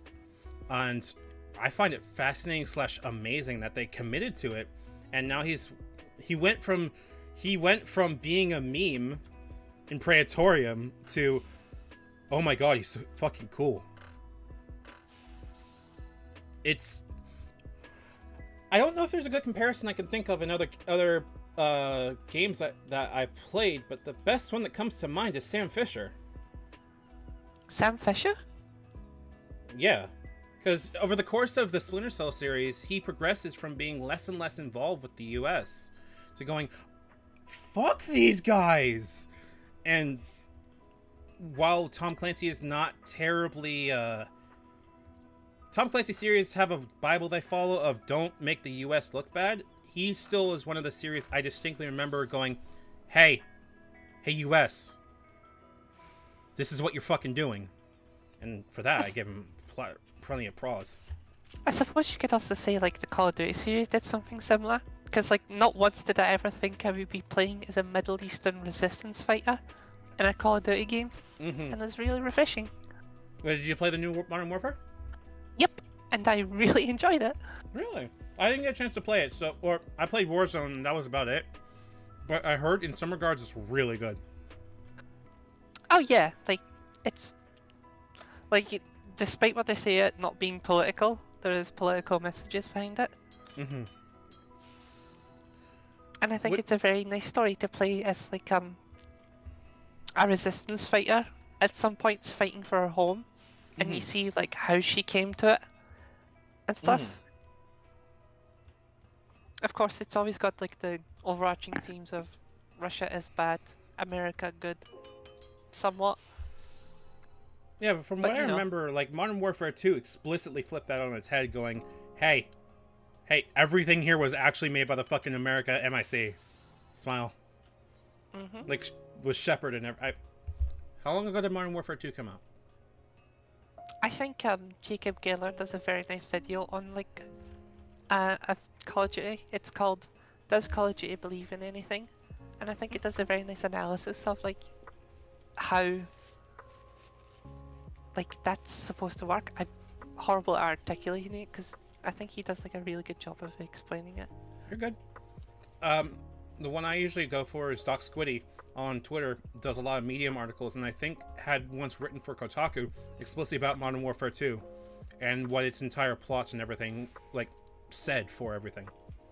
That's the one I usually go for. He's the guy that wrote Hard Space Shipbreaker, Adios, Paratopic, which automatically caught my attention. I love Hardship Spacebreaker. It looks very fun. It looks very fun, but I've yet to play it. I might get it. Like, actually, you know what? I have the money to go get it. I might as well. Give me a second. It would be a fun game to stream, I reckon. Yeah. I mean, it's a fun game It's I could just turn my brain off and, like, talk to people with. Yeah, it's like one of those like very like well, I say relaxing. There's a lot of like tension parts in it. But it's just corporate hell in space. And it's always a fun setting. Like Freedom Wars. Ever played There's Freedom a couple. Wars? No, usually the space games I tend to play is either Rebel Galaxy or like Star Sector. Rebel Galaxy. Is that the one that's the RPG? The JRPG one? No, it's like the... Oh, that's Rogue Galaxy, my bad. Rebel Galaxy is an Yeah. actual, like, more 4X. Okay. Oh, kind of. It's hard to really explain, but it's like, it's Elite Dangerous Light. I suppose a more apt comparison would be Star Sector Light. It's a fairly old game, but I really enjoyed it. What really sticks out about me about the game is like it uses a lot of like all the Western music for its like combat themes, like Dogs of War and stuff like that. I like It's the always sound very of that. atmospheric. I mean, hey, it's always atmospheric playing as like a mercenary trader, stuff like that. In space.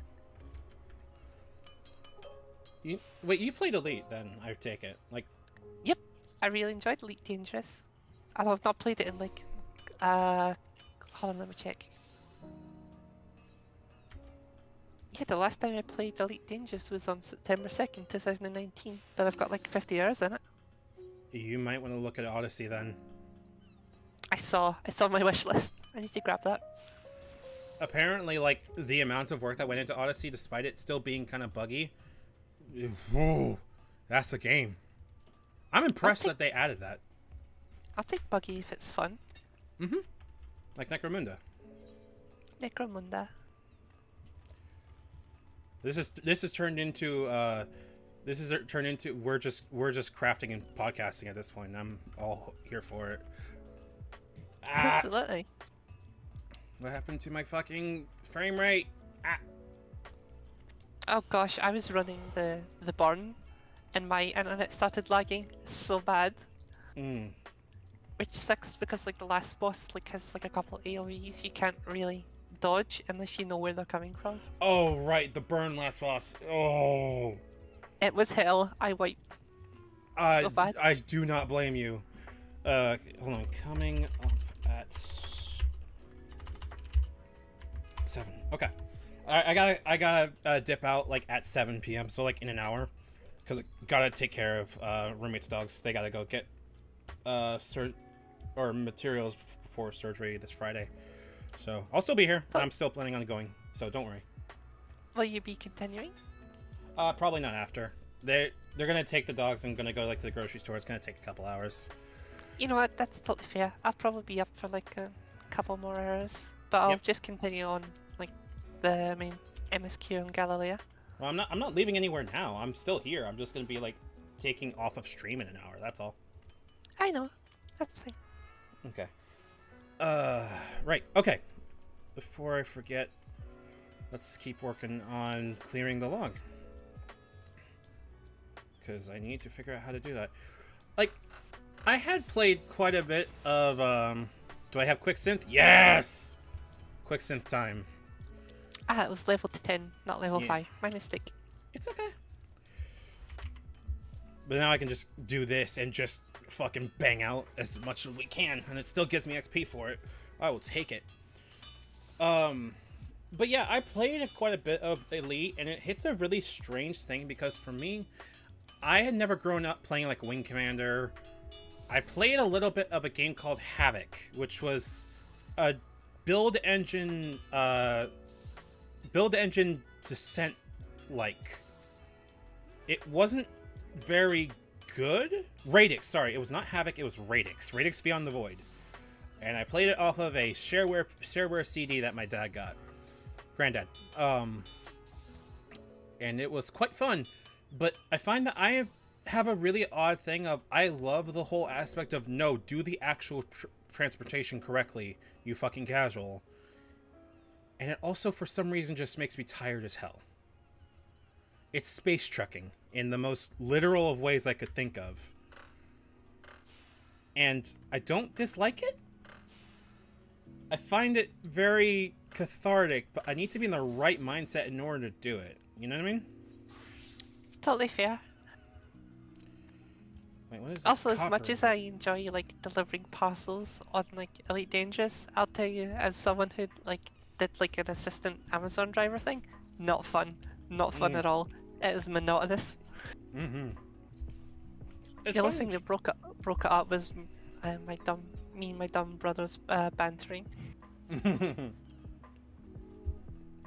never actually got to tell me about your brother. Oh gosh, it's a lot to tell, to be honest. If you're not comfortable, that's totally fine. You don't have to. No, it's fine. It's just like hard, like picking out stories and stuff. Mm-hmm. Although I did almost die, like when I was doing the Amazon delivery driving, believe it or not. So back in the like winter of last year, just before December, we had like some of like the worst like icy winters we've had for a while. Okay. And this is when we were doing like the shifts, like so how Amazon starts is like sometimes you'll get like the first wave shift, and that means you'll be start delivering as soon as drivers are supposed to be delivering, which is 8 o'clock in the morning. So we were up at 5 o'clock, going to the warehouse to get loaded to like, it's like 6-7 a.m. And then depending where we are, which was usually like 1 or 2 hours away, we would be there for like 8-9 o'clock in the morning. So as we're like driving out, there's like, the highways are like really bad because of like driving.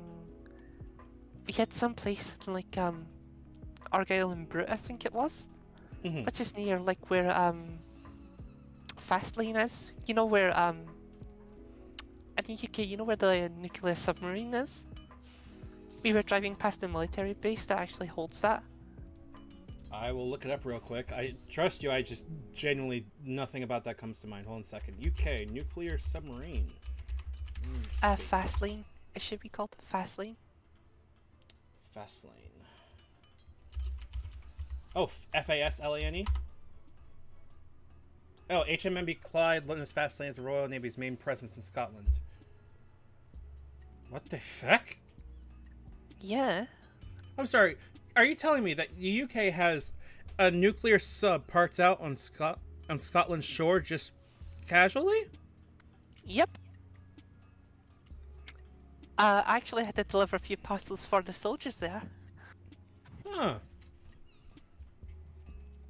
And my brother was like, he was a logistics driver for the British Army, and he said one trick that sometimes people would do, like, or that he could do rather, is despite not being in the military, like he could probably like get like a free meal or something, because like sometimes like drivers will like go on like long hauls in like civilian cars to like pick up like a certain military personnel.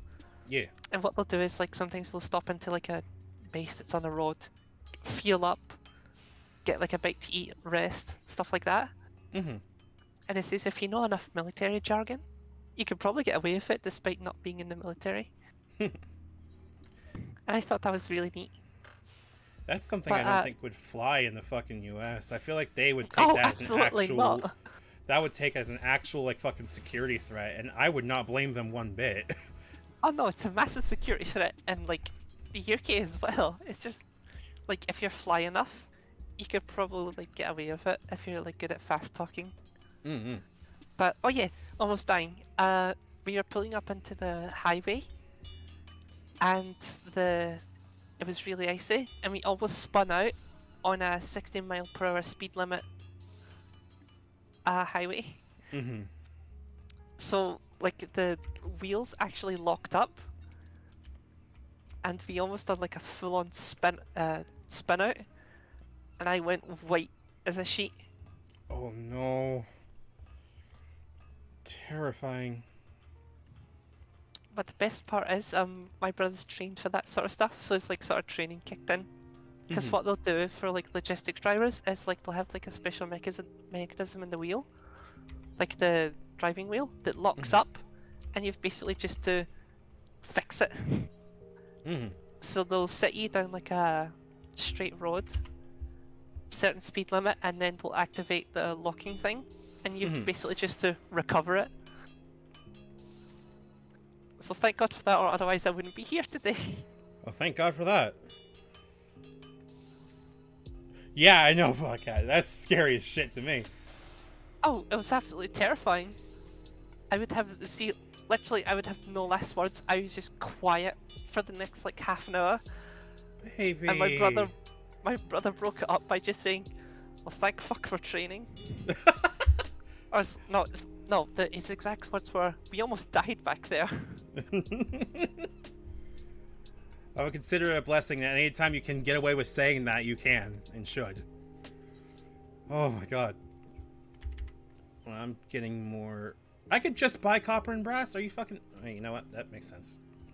It took to level 30 before I realised I could buy some of the supplies from the traders rather than the market board. Yeah. They're significantly cheaper on the traders too. Always cheaper, because turns out that a popular scam is to basically just buy stuff from the traders, put it on the market boards for like a massively inflated price. I'm somehow completely not surprised. All right, it's the market board, unfortunately. That's how it is. Capitalism! Oh, wow. Listen, everyone turns into an ultra-liberal as soon as there's trading available. I'm guilty of it on Tarkov, and I'm guilty of it on here. Do you still play Tarkov? I've uninstalled. I can't, like, I do enjoy it. It's just, the constant, like, freezing when I'm firing. And I've tried every issue to fix it, only to realise that it's actually an issue with, like, the servers and stuff. Which is fine. It's just, like, it's a game-breaking thing for me. It just bothers me. Because I don't mind dying to my own incompetence, that's a given, but dying to, like, server issues and stuff is bothersome. Yeah, I don't blame you. Like, which sucks because I had a really good run going. I fortunately, like, I don't know whether unfortunately or fortunately, I don't need to actually leave, so I can stay here for a bit longer. Oh, yay. They only have the ability to take a look over it themselves, so they'll be fine. That's nice. Like, I'm gonna go get more crafting, like, actual clothes and shit. But, like, I stopped playing Tarkov, like, pretty hard I wouldn't say a few, but like a couple months ago, because I started realizing that, like, I'm getting actually mad at the game. Like, I used to play it when I was at work, where it would be a thing of I could focus on it. It provided me with enough focus via proxy to be able to go and hop in and out of things during a call, because I don't need to be on voice comms in Tarkov. And, like, I don't really need to worry about it. So when I'm running voice calls, I just need to be able to unmute and mute as appropriate. Which meant pretty easy enough to be able to play Tarkov on one screen, have my call up on the other, and be able to get work done just fine. Problem was that I was able, or not able to, but the actual gameplay became so unfun for me because I realized I'm not that good at precision shooters. I'm horrible at them.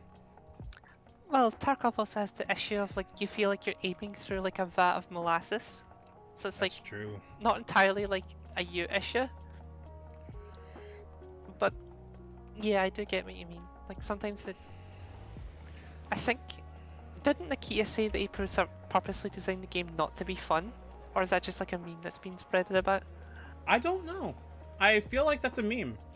Because I genuinely don't know if they've designed it not to be fun. If they did, then they took a little bit too much knowledge from Icepick, and I want to beat them over the head with it. Because Icepick makes games that aren't fun, but they're still entertaining to play. This is just torture. Yeah. Don't get me wrong. I think there's a market for it. I think there is a market for Tarkov and should still be a market for Tarkov. But everyone I see that plays it either has played it to the point of being absolutely absurdly good at it, which means that they run around with M1As and M16s and shit, which, whatever, is fine. But I'm just kind of, at this point, sitting here going, guys, I'm not that good. I genuinely, from the bottom of my heart, am not that good at the game. Is perception for gathering? Yeah, perception's for gathering. I'm looking for control. Doublet vest, crafting. And it sucks because, like, I want to like the game. I want to like the game putting into it because I can play soccer, like, all day, every day. But hot fucking damn, do I feel like I'm garbage at that game, too. And I don't like playing games I feel like I'm garbage at. No one does. It's like why would you play like a game that's constantly like kicking you in the throat? Mm-hmm. Like the difference between like, say like a purposely hard game like Hotline Miami and Dark Souls, and like Tarkov is like, while Dark Souls is like purposely like hard, it's usually because like a lack of skill. For Tarkov, it's not only just like a lack of skill, but you've also got server issues, meta builds, stuff like that. Yeah. And I feel it just... I wish that I could be better at the game, but at the same time, I don't think it's really worth it to be better at the game, if that makes sense. Like, I want to be able to sit there and play the game and have fun while being bad at it. And I realize me saying that is hilarious because it's meant for people that like playing that kind of big lady. Everyone is a big lady to me. Therefore, I love everyone. Aww. I like this lady though. She do be pretty. Her outfit's very pretty. Wait, who? This one right here, Toro? I love the skirt. True. Hold on. Let's take a look. Fit check. She looks like Minako from what's it called? From Persona 3, with the hair and the top and everything. It's cute. Oh, I just noticed the ears. I think it's Queen Trials that she's dressed in. Oh, werewolf head. Also, like, very easy thing to be able to say. This game is very good for making pretty characters. Like, look at this man. Look at this fucking sneaky boy over here. He looks like fucking Gact went out and tanned and fucking. I'm fucking about to say something stupid, and let's not say something stupid. But I love how he looks, and you know me, I don't play male characters all that often. For me to sit there and go, rarely if ever, for me to sit there and go, fuck yeah, I got myself a goddamn male character that I'm proud of and that looks good.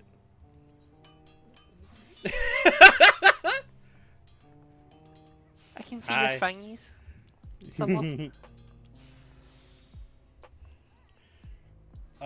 for me to sit there and go, I'm having a blast playing as a guy, like, even though it's not that big of an actual I'm sorry, ma'am. Are those some fucking jeans? Are you wearing some fucking jeans? Are you wearing some fucking ripped ass jeans? Believe it or not, this is actually a glamour she wears in character. You know what? That's incredibly valid. I'm surprised. I'm impressed. That like double waisted jeans, not bad. Not bad of a look. Looks still in character too. Although most of the time you'll probably see her in just this. Wait, hold on a second. Hold on. Does that helm have room for the horns? It doesn't, but it pokes out the head, and I think that adds to it. Because you've got like the pickle burst, like point. You've got the deer antlers, and then you've also got like just her curled horns. Mm-hmm. Her nickname is just the Deer Knight. Oh, I love that. I adore that. That is adorable. She also has like two tower shields that are like the size of her. Oh my fucking god! Is she a dual shield user? Yes. She doesn't have any way to like. Okay, she can attack, although it primarily consists of like stomping on like people's toes to like get them to fall over, or just like running into them full speed. She is a blessing. She is the law. The law is tiny and the law seeks cookies. I know Zenma here is meant to be, I want to get him to Dark Knight because his entire, like, idea prospect is Dante. But leaning into the, like, 4 and 5 era, like, he's casual, he's kind of chilled out Dante, rather than this party's getting crazy. Wacky Wahoo Pizza Time, man.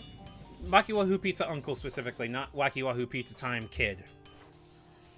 I still want to see him run towards an enemy screaming, Trickster, Royal Guard, Gunslinger! Run, sword trick, gun, sword trick! I mean, he might. That's why I started with Warrior on him, because, like, a big-ass axe that does nothing but hit with axe fits for Rebellion pretty well, honestly. It's a decent replication of it, without having to worry about the darkness that, Zenma doesn't really have. Because People RP in Limsa? Sorry to like interrupt your train of thought. I was just curious. I don't know actually. I see some people roleplay in the Drowning Wench, which I think is rad as hell, but not often. I've seen some people do it though. Most of the time, people are here for crafting. I love the Drowning Wench, like just as a name of like a tavern or like a pub. I think it's amazing. It is. Someone's cosplaying as fucking Michiru from Sailor Moon. This lady? Go to your left. I'm sorry, to your right, my bad. Currently AFK. Oh, this one? Yep. Michiru. Oh man, I need to finish watching Sailor Moon. I need to start watching it. Well, I unintentionally meet the blonde lady.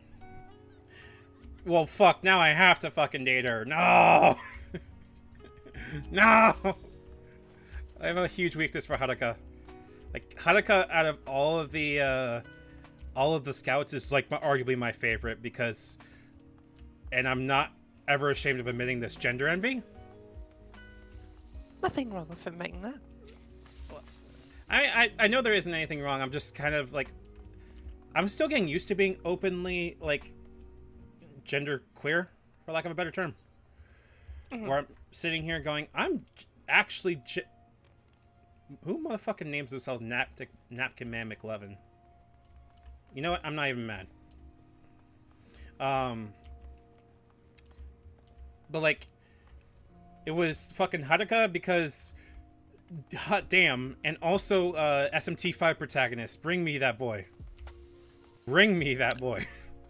I'm very happy that's the way they went with, like, the SMT protagonist. Excuse me one second. Let me pat as much somebody. As much as I like the other, like, SMT protagonists and, like, obviously, like, Persona protagonists as well, I think like this new one, I'm very vibing with them. Same here. Oh shit, it's Todd! Todd's online! Yo! This guy's actually pretty famous! This is Tedanuko. Tedanuko is the guy who ran around as Todd Howard. His main thing is that he makes characters that are explicitly like, not portmanteaus. It's like, I'm playing Todd Howard. No, fuck you, I'm playing Todd Howard. He made Todd Howard, Agent 47, Uber Driver, which is the guy you just saw, and a couple others. And he does this in relative character. Like, it's really clearly like, oh shit, hi. I didn't know he followed me. Where the hell is my emotes? What the fuck? Social. Emotes. There we go. His glamour is lovely. It is, yeah. He's been playing for a while. But no, Tedanuko on Twitter, I think. Someone can correct me on it, but he's really cool. He, along with Demo and a few others, are like some of the people that I would recommend for if you're into the like crackier side of 14, where they make a lot of shitposts and are really decent people on top of that. What about Sato? Sato? You mean Suda? Yes, Suda, sorry. Yeah, Suda's cool. I'd say Suda's basic. Not Suda's basically. I'd say Suda's good for actual like YouTube content, like quick YouTube content or TikTok content. I quite like Ipsu, but Ipsu is a little bit too. I keep confusing Ipsu for like some people I'm not terribly friends with anymore, so not their fault. I just don't, for some reason, just don't like their content. No, but Tedanuko specifically is really fucking cool. Where was I going with this? Blanking. Will you be running Palace of the Dead on like Renzama, just to show them like the Black Blossom storyline? Yeah, I will. I need to go get there first, but I will definitely run Palace of the Dead once we get there. Totally fair. It's one of my like favorite ARR storylines. We've at least gotten to run into Edda and go like, "Hey, Edda, don't do the thing," and knowing full well that she does the thing. It's a damn fucking shame, but I like Edda in the Black Blossom storyline. Those are usually like the cool storylines to me. It is. It's also like one of like the first exposures I got to see how like dark Final Fantasy could be.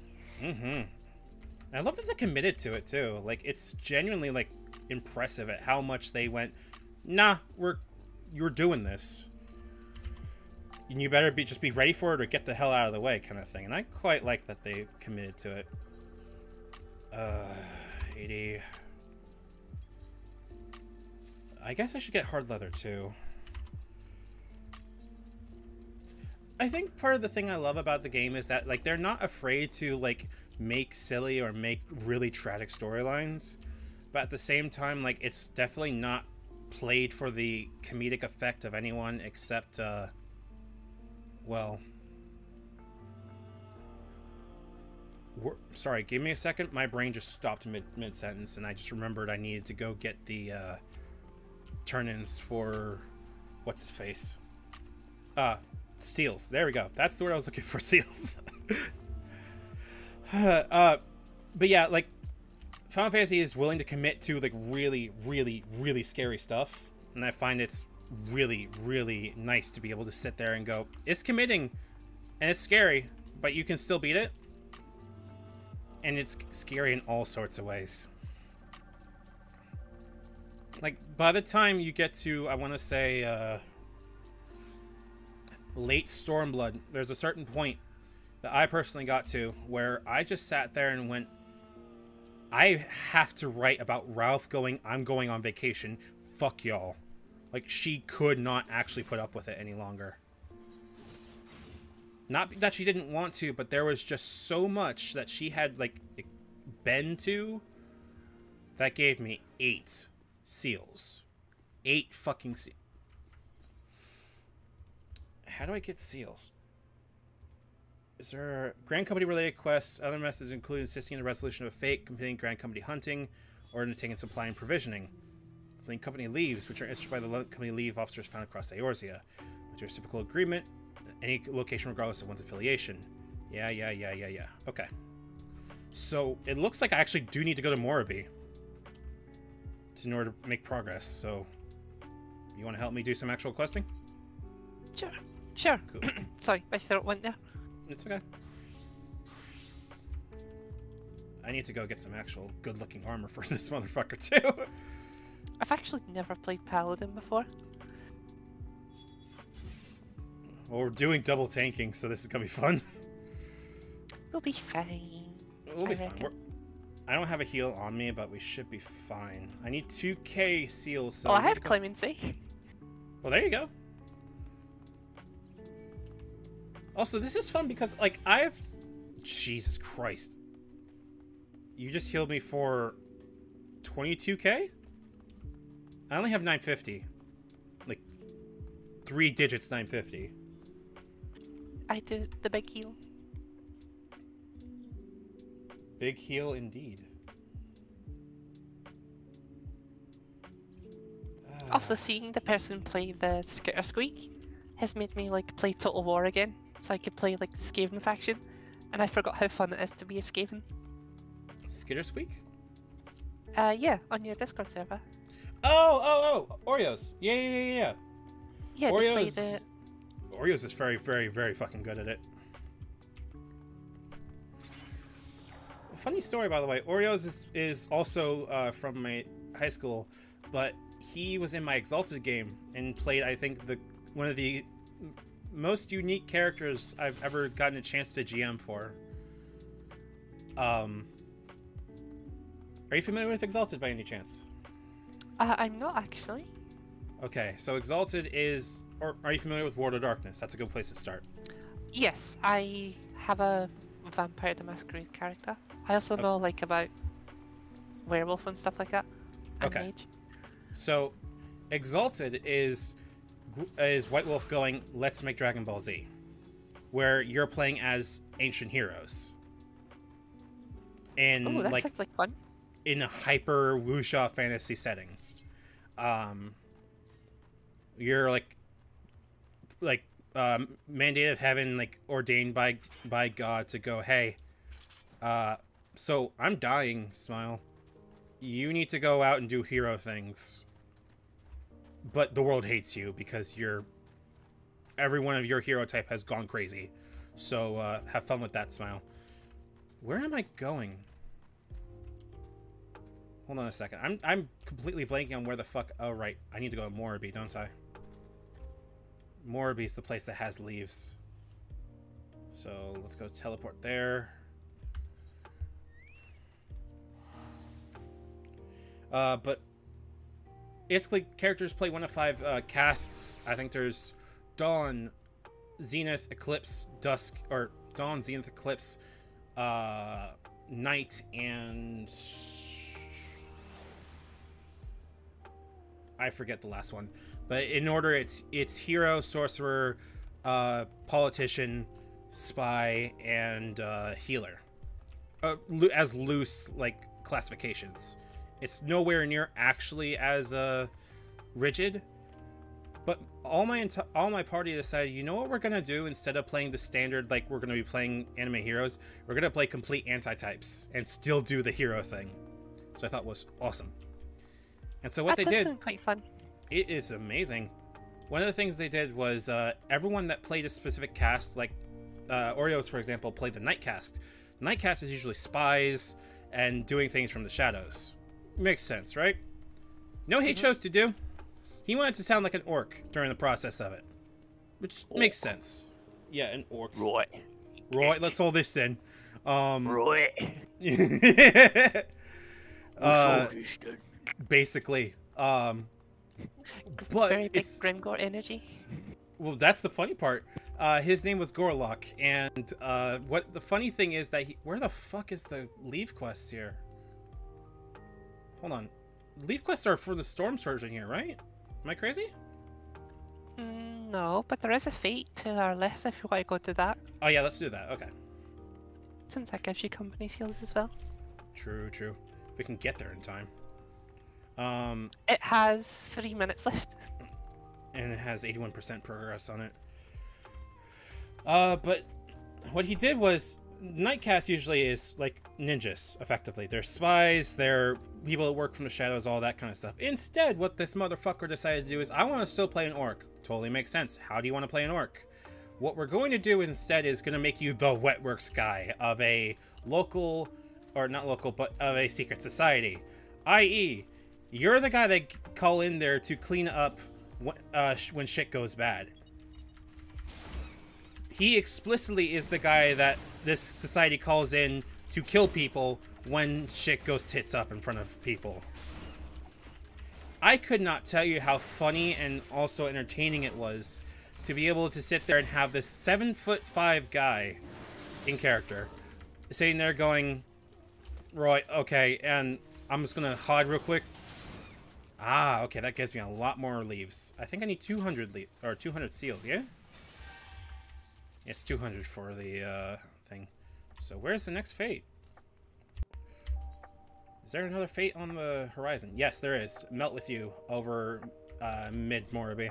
So this way. Unless you have a multi-person mount? I don't, unfortunately. Cry. The one I really wanted to get was the Moogle bench. The one that plays good King Moogle Mog. Just to torture my friends whenever I lift them anywhere. Oh no. But like, he played a Wetworks guy and played an anti-type of a Nightcast to such an insane degree that like it made complete sense for him to be a spy type, because he was the guy that cleaned up after everything. He was the guy that explicitly went in and go, okay, if he's there, you are going to die. There's no question about it. He was specialized in improvised weaponry, i.e. bar fighting, with literally breaking stools over people's heads, shit like that. And he was an orc? Or like sounded like an orc? He was supposed to be an orc and sounded like an orc. Like the rest of the people there were a vampire type. I think his name was Vinod Tepesh, who is our sorcerer, who had a megalomaniacal thing. He was charge of the one of the local. Okay, let me restart this because I actually completely forgot to give proper context of the world, because I made my world a little different than the base game. In the world we were in, I was explicitly making their entire call to action being Persona 5, i.e., the system that your world exists in is fucked. Destroy it.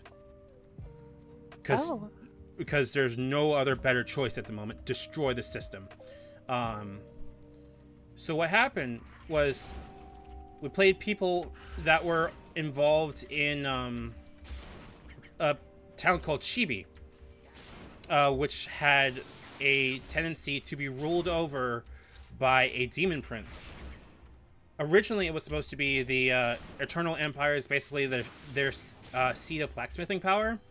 Like a whole bunch of smithing companies and families ruled there and everything. But I added in that this place had a demon prince that usurped the original prince of the town. And basically took people's firstborns and made them slaves in his house. Our warrior cast, our Dawn cast, explicitly played one of the demon prince's concubines and killed the demon prince in one go with a hairpin. Dang. There is a fighting style in the game called Dreaming Pearl, which is the courtesan's fighting style. You use your voice, you use enticement, and your explicit thing is when they're least expecting it, use what you have available and kill them. And he managed to, because I didn't balance it correctly, I freely admit, running up to caving in, by the way. He went up, managed to do a springboard like it was Dragon's Dogma off of, what's it called? Off of Gorlock, and managed to ace so many fucking rolls on a single that he immediately one-shot their main boss. I was expecting a full-on, like, anime brawl. Nah. No. Goodness me. It's the point of Exalted is to do like hilariously over the top shit and commit to it because it makes for drama. Because the entire point of the game is drama. It is explicitly meant to be an epic, like the Gilgamesh, like Chanson de Roland, like all the wuxia, like Crouching Tiger, Hidden Dragon, Three Kingdoms era bullshit that you could think of. People do illogical and dumb shit because it's dramatic and because it makes sense for them, but you're not quite there to be kicking people's asses so much as you as a player are explicitly meant to be playing as a dragon or a Dynasty Warriors protagonist and walk around and literally leveling entire armies in one boss fight. Like, we are talking like hyper level Tekyo Hickman Reborn, like hyper anime to the insanest of degrees. And as it turns out, that makes for really, really, really fun like shenanigans. Including, I think, what is probably my most favorite thing I've ever had the chance to do in a game, where I ran a, in that same campaign, we had a Eclipse, who was basically a portmanteau, or not portmanteau, what's the word I'm looking for here? An XP, that's the word I'm looking for here, an XP of Anji Yonaga from Danganronpa V3. She's an artist, etc., so forth. Very good character, but this was that person's first time ever playing the game, or tabletop games in the first place. Totally fine by me. But they thought of what is arguably my favorite moment I've ever got a chance to GM, and that was they had, after the aforementioned single one-shot of the first main boss, found the real prince who had been perpetually like waterboarded under the ground to power an engine that kept this demon prince alive, which was coincidentally powered by the souls of all the concubines that had come prior. Because fuck it. Goodness me, this is intense. It's supposed to be intense, but it's also supposed to be cathartic in a way, and I'll show you why. This engine was effectively a nuclear engine, or a nuclear power plant. This place had kept the entire city powered, and it was very well known that this was incredibly dangerous. And now that the demon prince was gone, there was a whole bunch of souls there that were making the soul mass, the Amrita, because I cribbed from Neo at the time, that was full to burst with so many souls that had been thrown into the fucking thing as it was. So what happened was that I basically gave them the thing of, okay, you have this entire huge mass of souls. They're not mad at you, but they're still alive. They're still kicking. Like, people were thrown in here like a Matrix machine. Like, here is one of your friends' corpses, or like skeleton, because that's what's all was remaining, in a morgue tray, basically. You've now killed the boss. You still have to deal with the Brain Scorcher, effectively. How do you take out the Brain Scorcher? And here's what they did. I did not expect this at all. They ran a seance for the souls because they had a spirit medium in the aforementioned new player, which was cool. Everyone was like, yeah, that makes sense. Let's put them to rest properly, etc., so forth. I'm okay with this as a GM. And I sit there and go, okay, how do you want to do this? Because I'm more of a GM style of, if you present me the ways to do something, then I'm usually pretty permissive, because that makes more interesting roleplay to me. Two of them prepare to do a pretty standard, like, song and dance, and then our spirit medium, in their infinite wisdom, decides, you know what I'm going to do for my thing? I'm going to start rapping. Oh, God. I'm going to just deadass bust out Wu-Tang Clan. And at first... Did you literally start quoting Wu-Tang Clan? Yes. And at first, I had a good 5 minutes of staring at the screen going, are you fucking serious? Are you serious? But with a big-ass smile on my face, because this is the dumb bullshit I love hearing about. I adore hearing all this shit. And he committed to it. I asked the other players, what do y'all think of this? Fuck it, let's do it. And so what it originally started turning into a seance was just going to be a song and dance, like Fatal Frame style, putting them to rest. It was going to be boring as hell. Instead, turned into a Wu-Tang rap like performance that turned into a ghost block party. They deadass managed to separate and summon the souls in proper form of all the concubines that had gotten taken by that demon prince, and managed to have an entire like impromptu party, dance battle, what have you, and managed to have final moments with people that they just made up, and put a lot of the prior victims of this demon prince to complete rest because they committed to rapping Wu-Tang Clan for a fucking seance. And the dice just loved them for it. I cannot in my life ever say that there has been a situation where I've ever had to do something crazy like that as a DM before, but roll with it and get so good of a result that I still talk about it to this day, despite that game and the following game after having gone long since dead. Because it's I can't go over the fact that it worked more than anything. I was expecting it to be just like an embarrassing, like the dice were not gonna like them or something like that. Instead, the dice loved them, and I said, you get a present. You get an actual sit down / you get a proper scene of what you did, and you're gonna love it. I'm almost at 200. I need another fate. Where's another fate? Under the bridge, down near Morby. Oh, there's one that's literally just spawned behind us. Oh, wait, what, really? Where? Yeah, really. Oh, never mind, you're right, you're right, you're right. One Pikmin in there's. Yeah. I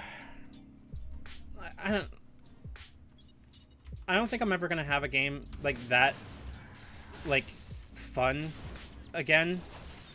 Or that, like, surprisingly out of nowhere, holy shit, that I did not expect that to work, but fuck it, let's roll. Again, and I am so happy that it did. To the point where the prior Dawn and the prior, no, I think the Dawn was the last one that carried over, if I remember correctly. Where we basically had to restart the entire campaign just because I could not progress it. Because Exalted has a weird thing of, you're either going to be playing it for a very, very, very long time, or you're not going to get past Session 3. It's a curse, I think, that most of the game talks about, because there's so much prep that goes into it. I'm in an Exalted game right now as a player that's turning out pretty interesting, though. Because it's Exalted versus World of Darkness. I.e., we are in the real world with werewolves and vampires and mummies and all that shit, but we're still the Exalts. How does that work? Well, because all the fucking Gehenna happened at the same time as the storms and everything like that. The world is ending. It calls upon heroes. But what do you do in a world with no heroes? Do you make new heroes, or do you do something else, kind of thing? Okay, I think I have enough now. It's really fun. I'm going back to Limsa real quick, because I think I have enough seals to get the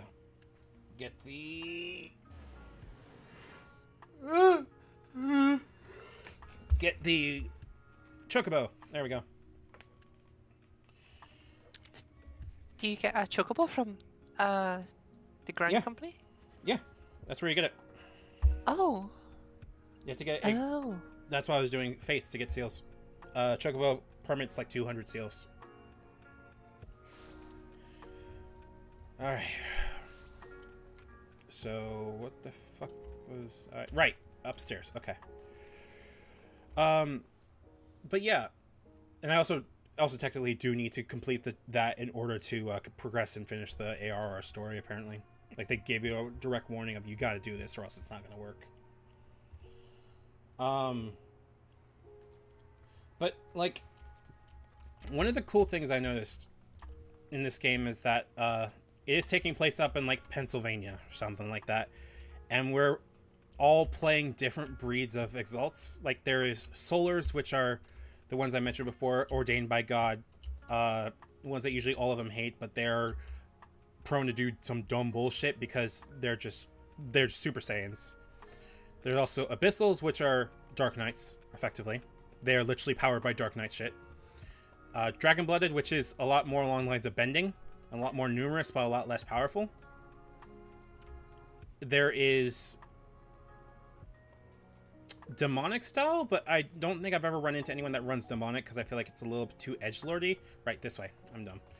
And then there's me, who's playing one that is explicitly meant around indirect play called the Sidereals. Who, their casts are all based around the fucking Sailor Senshi. Oh, Jesus.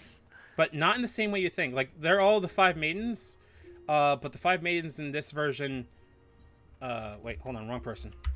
The 5 maidens in this are of battles, journeys, endings, secrets, and change. So it has a very... Hello? Never mind, found it. We're good. So instead, what it has is a very neat kind of concept of... Who the hell is Frigame? Who the fuck are you? What? Hello? Oh, I have to go lower decks? Okay. Well, we got the Storm Chocobo issuance. Nice. Oh, the company stables are downstairs. Okay, got it. So Sidereals are supposed to be the advisors to the Solars in the original version, where they were meant to be the consorts, the advisors, all that kind of stuff. And so they're not meant to be pulling off like big ass freaking laser beams, but their entire thing is doing planning. They're doing nudging along the way kind of thing. And I decided I don't really want to be a big ass hero. I want to be the presenter and the lore person for the heroes. And I'm explicitly meant to be weird and out of scene all the time. Because I play a sidereal of endings, of death. So I made Jidai Was, a drifter who lives out of a fucking old ass Ford hatchback, camps out in the fucking woods in Pennsylvania all the time. Incidentally, might be camping on an actual like werewolf style, like, hey, just letting you know this is a point of power. You fucking sorcerer, so get the fuck off of our point. And Waz will go, no, it's mine. Smile. A literal modern day Diogenes. Yeah, actually, kind of. A lot less on the Diogenes part, and a lot more along the lines of the he's meant to be someone who's living on his own terms. And I gotta give this guy a journal of some variety. Hold on. It's just a lady who's fishing naked over there. His name is Scratches McGee. I mean, that's a very nice name. True. Also, have you done the novice thing? Yeah, I got the novice thing already. I just already moved past it. Challenge log. Cool. Ma'am, do you have pants? No, you don't have pants. They're actually... She does not have pants. She is actually... You know what? Yes, stark naked. I thought you were joking. No, she's just fishing in She's the just free out breeze. there. Listen, Limsa cats live by their own rules. It's true. I guess it's the smell of fish or something that goes them nuts. I don't know. I just love fishing in this game to an insane degree, but still. No, like, this group is interesting because it has three solars. A werewolf in the circle now. Like, from a completely different book, werewolf. Like, Werewolf the Apocalypse. Oh. Yeah, a werewolf's just running with us. And need to remind you that werewolves don't like sorcerers, and I'm a sorcerer. Oh dear. So guess what we did? That was fucking awesome last time. So So we were in the our first mission basically is, since I'm a Fate Seer, we got all pulled into a traffic jam outside of a town, and everyone's really on edge for some reason, like really on edge, like hangry. And at first we were like, everyone's just hungry and tired. I'm like, it's exceptional. And then we get to the inner part of the town after walking for a bit, and then we're sitting here watching people actually throw others through windows for fucking beef jerky. And so Waz, being the person who is always genre savvy, is going, I think a plot point's here, and walking in, to put it very simply. To be fair, I've been on like very long car journeys before where I would have thrown someone through a window for the slightest inconvenience. Yeah, but this is more along lines of like there are already lines around Taco Bell and Burger King, and we all went in there going, hey, what's this all about? And everyone's like, we're just really hungry. We don't even know why we're hungry. We're just hungry. And we're just like, oh no. And it turns out that I don't know much about werewolf personally because I'm dumb. Who's talking about skanky babies? Why? But like, the thing is, we're trying to figure out why this town is weird, because me being the fate seer among all of us, I'm gonna sit down here. I'm sitting here and thinking to myself, okay, this place is important. I can't figure out why. I have a charm on me that allows me to basically go see what the ending is for a place, a person, or a thing. And it says, if we don't act, this town is not supposed to end, but if we don't act, it will. Which means, okay, we need to do something. And again, I'm strangers to the rest of these people. The only person I know is Ollie, who is our soldier that managed to, while being part of an SCA, Society of Cultural Anachronism, the guys who do like LARP with actual like live metal but dull weapons, they actually managed to outright kill a vampire by lighting it on fire. Didn't even realize it. I met him in a fucking Arby's and went, hey, are you okay? Do you need food? And shit like that. It's a very fucking weird thing going, hey, are you an anime protagonist? Yeah, you're probably an anime protagonist. Hi, I'm Mr. Anime Man. How you doing? So Waz and the rest of the group, Waz is not their leader by a long shot, but Waz kind of like the person that actually knows the most about like how a story like this is supposed to go. And what they finally find is that there's a werewolf that is friends with a couple of them. A werewolf by the name of Tanya. She has functioning on werewolf rules. She's not an exalt or anything like that. And what happens is that werewolf and Waz are both Death Seers. Which is odd because, like, my first thought when I'm looking through this is, I wonder why there's an entire thing here that we're noticing, like, so much is going on, but yet it's not normal. We somehow come to the conclusion, and I don't remember how, that it has to do with ghosts. I don't remember exactly how. I genuinely forget. And I come to the conclusion it might be... It could be because, like, depending on how the ghost died, it can usually, like, leave a lingering, like, presence in a place. There's, like, some weird, like, World of Darkness rules about it. Yeah. But I think, like, depending on, like, how the ghost died, people in reality can, like, feel, like, a vague sensation of what they felt. So, like, say they died of, like, starvation, they would probably be feeling, like, really, really hungry. Well, that's part of the fun having part it, about like, it. on, like, a mass town scale is strange. Yeah, that was the funny part about it. Because, like, Waz knows a little bit about the primer of the World of Darkness, because he has a friend that, like, is also learning. But he hasn't read the books, and their books do not exist in character, of course.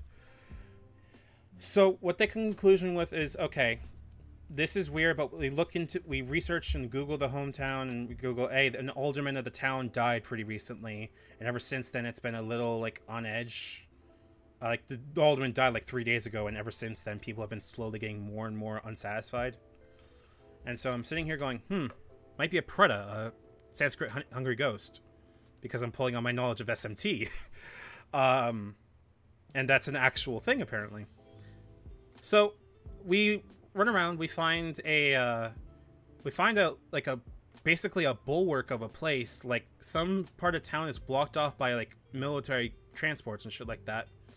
And we're all like figuring out ways to get in there because there's people with guns walking around there and we're normal people. Why are there people with guns walking around in there? We don't get caught, thankfully, but we have to do some real quick fucking thinking. And then we think, okay, we put the things together. There's something going on with ghosts. We're not quite sure what, but Wallace puts over the idea that he has a charm that allows him to pass into the ghost realm. Or the Ghostlands. And Tanya, the other werewolf, goes, I don't know if this is a good idea, but I can see into the ghost realm. We could check out that way. So I decided, why not do both at the same time? And so what ends up happening is Tanya is I don't remember what brand of werewolf explicitly does the whole mess with ghosts. I'd have to look it up later. But Tanya goes in, and we go to the town graveyard because it doesn't work out elsewhere. Because in order for this charm to work, I need to be around the active reminder of death, and guns do not count. And so what happens is Tanya is able to see into the ghost realm, which is already fucking cool as hell as it is. And I didn't realize this, but was instead, because this is where I surprise everybody going, here's where Waz's entire thing is from. You might want to watch the stream real quick. Sure, give me one little second.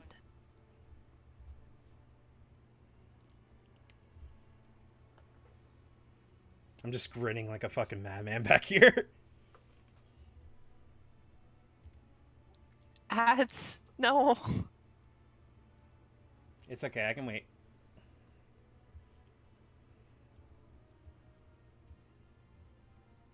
What's my OBS saying? Not bad.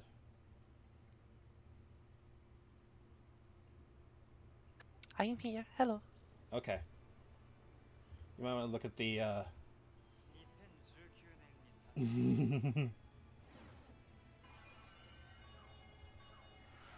This is all because I wanted to play this one sound.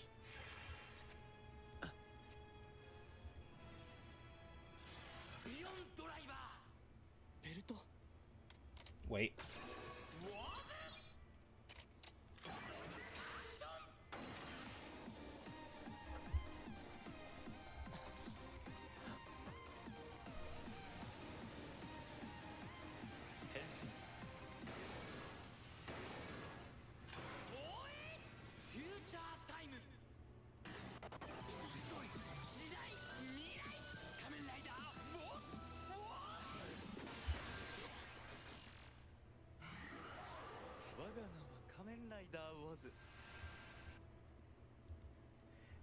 Surprisingly enough, a Sidereal makes a very good Kamen Rider. That's really cool. So I scrapped a few parts of it, like he doesn't have the armor, he doesn't have anything like that. But his entire point is being the herald of the end in his words. In that he is there to explicitly watch the out of character progress of time and go, okay, yeah, no, this is the time that's going to end, etc., so forth. So Tanya does like a chanting, I think, old Egyptian and able to see. Waz puts on the belt, pulls out the big ass book he's been carrying around. The song comes from the book, and Tanya opens her eyes, and her body's still in the real world. She turns around and sees Waz right then and there. His full ass body winked out from one moment to the next, where he was originally in the real world and now he's in the Ghostlands, and he's just grinning like a fucking genius. That's so dumb. I love it. Well, it gets even better because Waz has been intentionally vague about what he knows, partially because he doesn't know, and partially because he's enjoying the fuck out of not telling anybody. And so Tanya, who may I remind you, werewolves don't like sorcerers, and Waz is a sorcerer. Tanya goes, what are you? Wagon, a common... I does not actually say that. I wanted to at the time. But what he says was, I'm just a passing through rider. That's all I am. Refuses to give any more. Tanya asked again, like, well, you were talking about it earlier, like you mentioned you were chosen. Yeah. Chosen of what? Just smiles and doesn't answer. Because his point... Brilliant. His point is not to answer questions. His point is to bring up questions and get the answer, big lady.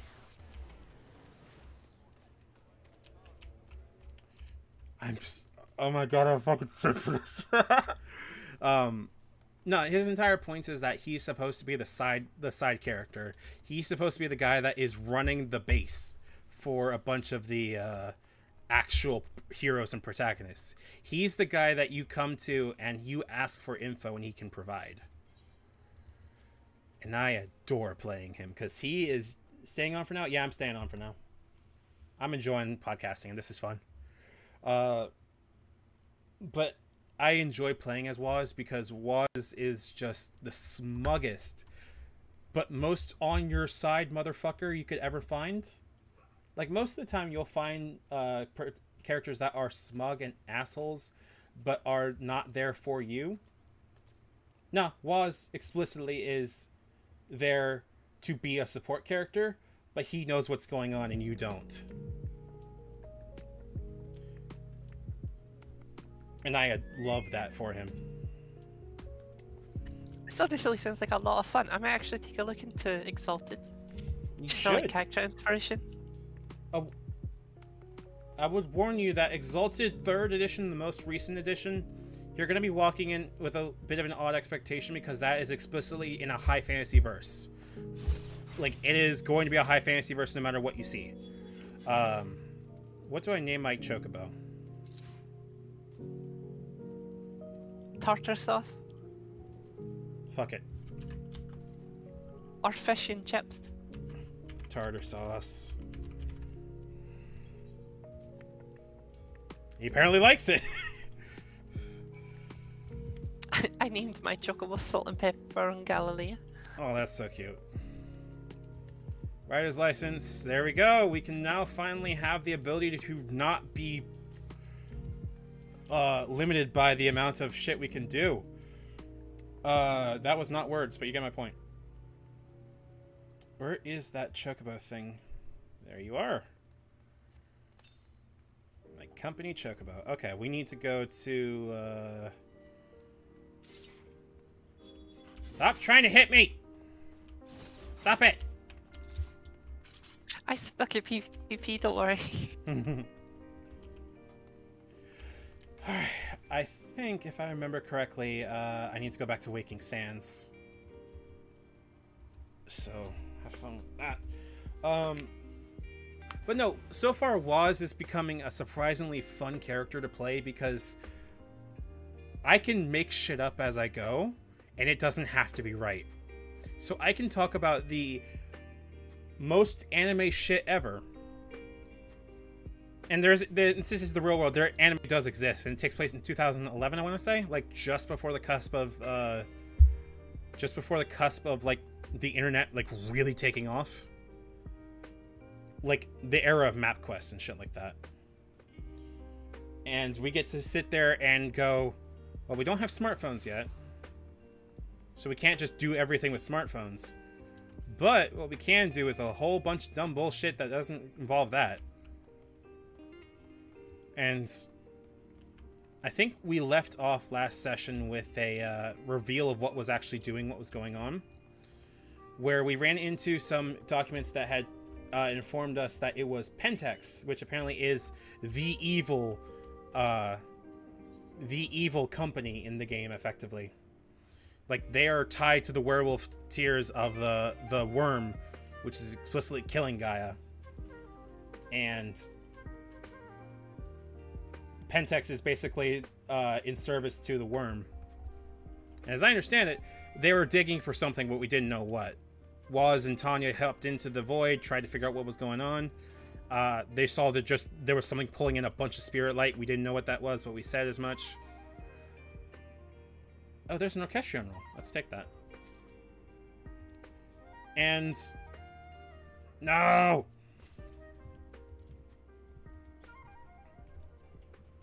Hold on. There we go. What was I saying? What was I saying? What was I saying? I promise I'm not dumb. I'm sorry. My brain is like half shutting down. I'm so sorry. It's okay.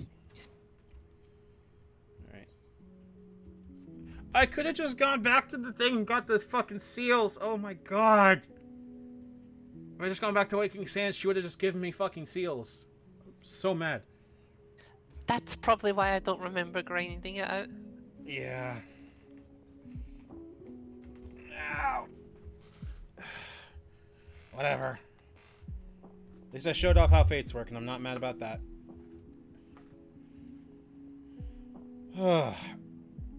But yeah, like, I'm just really happy to be able to play tabletops, and I'm looking forward to seeing if I can play in more, because I want to get a chance to run Zephyr eventually. Zephyr? The tabletop, the Final Fantasy one? In the server right here? Mm-hmm. Because I'm looking forward to doing that and being able to surprise people going, surprise, you're playing Monster Hunter, surprise, you're playing Skies of Arcadia. I need to go play Skies of Arcadia.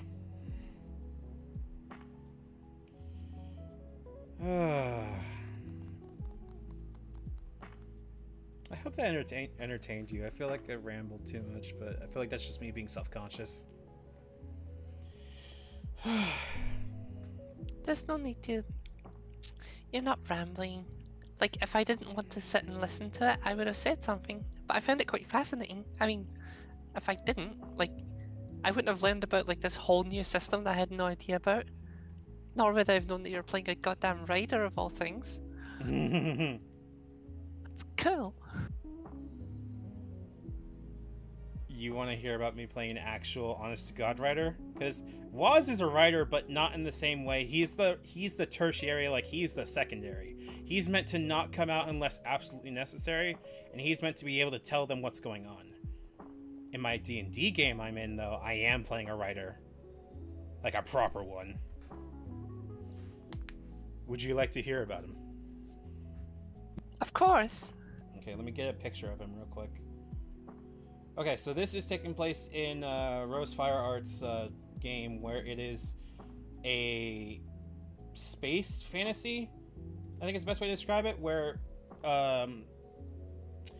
we are all kind of descendants of people that have gone through consistent wormholes, escaping a thing that took Earth and has taken every single other planet / system we've colonized, called the Consumption. Think like the darkness from Destiny. And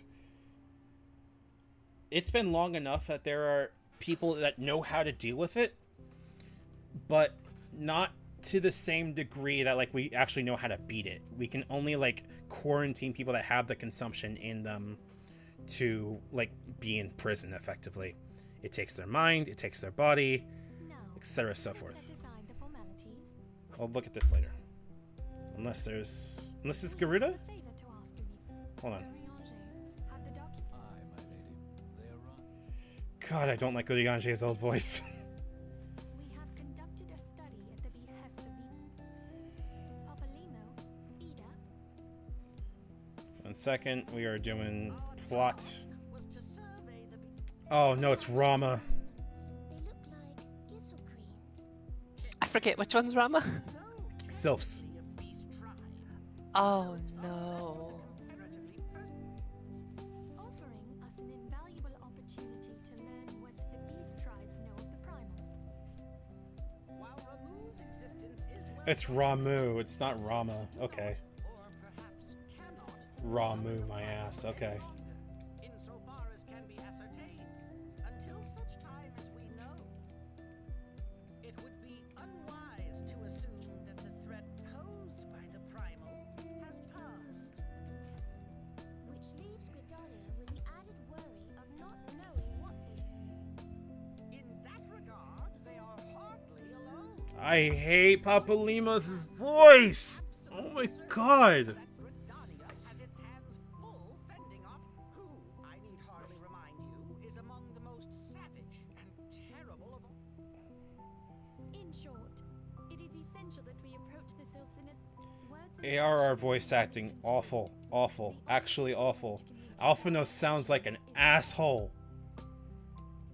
He sounds evil. Well, that's because it's like the Critical Role guy playing him. Yeah, it's Sam Riegel. But even Sam Riegel is not usually Sam sounding Riegel. evil. He just sounds weird. Or he sounds distinctive is a better way to put it. Well, as much Oh. as I'd like to help, Ida and Papalimo, however, should be able to see the forest for the trees. Is that not so, Minfilia? Indeed. You are willing? Leave it. No, I have no problem with Sam Riegel as a person. I am fairly certain he's a very good player.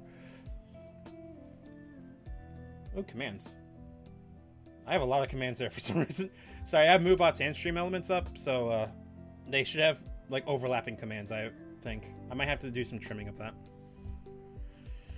Okay, Zemma, go to the Adder's Nest, which is New Gridania. But in that game, I'm playing a paladin called Bastila Flint. That's not his actual name, sadly. But that's kind of the name he has right now.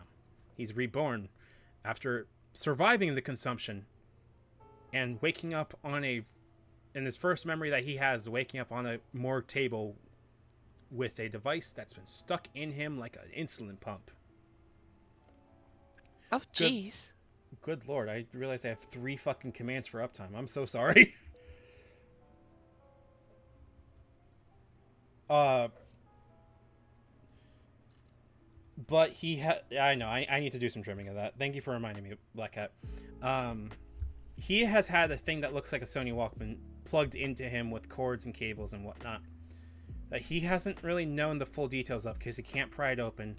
He can't do anything with it, but it's been keeping him alive and sounds like an external hard drive. He doesn't quite know why. And he doesn't quite know how. But he's wanting to learn, and so he drafted with the Westeran speakers, which are effectively the cops. In this verse, by the way, the cops get an entire city to themselves, where cops get their own fucking housing, just for being Cop a cop. City. Cop City. We're talking like, not like Judge Dredd, so much as this is an entire village city to themselves, because that's how much, for sale is over there. What am I doing? They just need that much space for people. But I'm not going to lie, a whole city of cops sounds intense. Oh yeah, but this has everything for them, but like this is also keeping in mind that like I am very much someone that is ACAB, and I will stick by that. And Bastila is no different, for a very, very good reason. Silence more, a terrible habit of mind, think aloud. I'm doing a job for Zoo. But what effectively it is that Bastila is a special investigator with them, explicitly tasked with finding out the way to end the consumption once and for all. Don't know how, and it's gonna take a long time, but god fucking damn it, we're gonna figure out a way to do that. And Bastila has an uncanny thing of being able to see through a lot of bullshit that people put up, and have an uncanny way of also going, I'm not moving until you tell me. Because I'm sick and tired of being, like, tugged around, and you're tugging me around. The funny thing is that his ridership comes because he's a traditional rider, i.e. he has been experimented on by quote-unquote the enemy, and is rebelling against them with the technology they gave him. He's always been obsessed with something that he refers to as the Path of Glory, an ancient, not really an order so much as an ancient path and way of life that in canon is an actual like variant on Paladin, where its entire thing is be fucking awesome. Like you're not serving a creed, you're not serving a god, you are serving what builds a legend for yourself. And he is obsessed with making a hero out of himself in a world that needs it. because there is an entity called Viola, which serves as an omnipresent AI. Think like Cortana, except everybody has one. Now, here's the problem with having a Cortana, except everybody has one. Privacy is a problem, to put it very lightly. Yeah, I can imagine. And there's been more than enough issues with Viola that there are more than enough people that don't have one. The problem is that Viola is also served by a colony of changelings. That their task is to protect Viola and make sure it's still running. If they reveal their changelings, they are literally death noted within 7 minutes. Like, they cannot say the word, or else they get death noted. And this caught Basile's eye immediately, because so far he's been kind of like chill and everything like that with the party. He ran into a few of them while he was on Declara, the prison planet. Ran with them, basically kind of did the whole 0-1 opening, bust down a fucking person and go, surprise, I'm here to help. Y'all need help? Okay, do y'all need someone to run with you that will actually keep you away from the cops? Because I'm a cop and I'm not an asshole, smile. And so he runs with a crew. And then he runs into a couple people named Maroon and Ariel. Maroon being a bounty hunter that he runs afoul of and gets tasered with, which hurts him doubly because he's part robot. And Ariel being a innkeeper on another place in Westera. Now here's the problem. Both of them belong to this colony, but the fact in his mind that both of them cannot tell what they are is not only a security threat to everybody else, but also is sitting there going, what the fuck do you mean you can't, like, name yourself? What's going on here? Like, on the pure basis of why can a changeling not be able to tell other people that they're a changeling? Like, the reasonability, I guess, I get because of the whole, where are we going? Old Gridania. So we gotta go to the other side of Gridania. Like, I get not telling people because, you know, you're a shapeshifter. Sure, why not? But you're gonna sit here and tell me that you literally can't tell your actual name or else you die? Oh, and everyone that you talk to that has, like, similar things to you is also a color of a name? Me, out of character, looking at this going, this feels like Hoseki no Kuni. From what little I know of it. Hello? Hello? Okay. Hello? I was trapped for a second, apparently, in the geometry. Oh. And so Basile basically goes to his boss and goes, hey, dude, what the fuck is going on? Why is there people with bombs around their necks effectively? What is going on? And it turns out this starts to spiral a lot of his problems with this, because this is tied to Viola, which everybody has. And it's a really, really advanced fucking AI. Like, it has a personality. It talks like a human. And most VIs in Basile's mind shouldn't be able to do that because they have a cap before they go rampant. And Viola's not a rampant AI. So what the hell's going on? And why are this breed of changelings tied to this? Why can they not tell people that they're associated with this? And fear of literal, like, no matter where they are.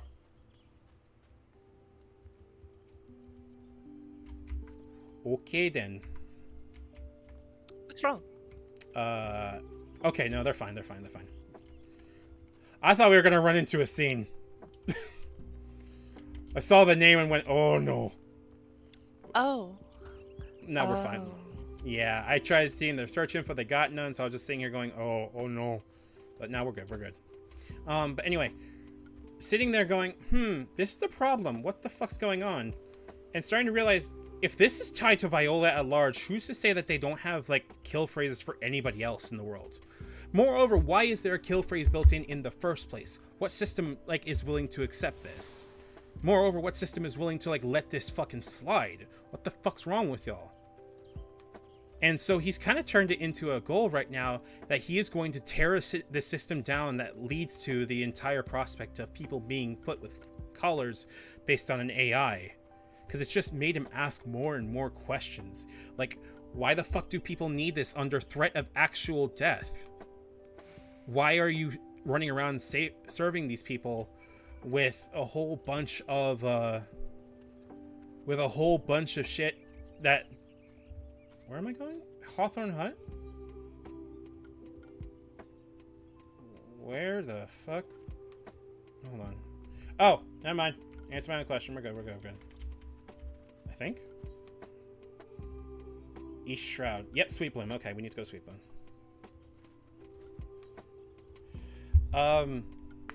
And so it's made him ask more and more questions because apparently this viola is important enough to be a defense against the consumption?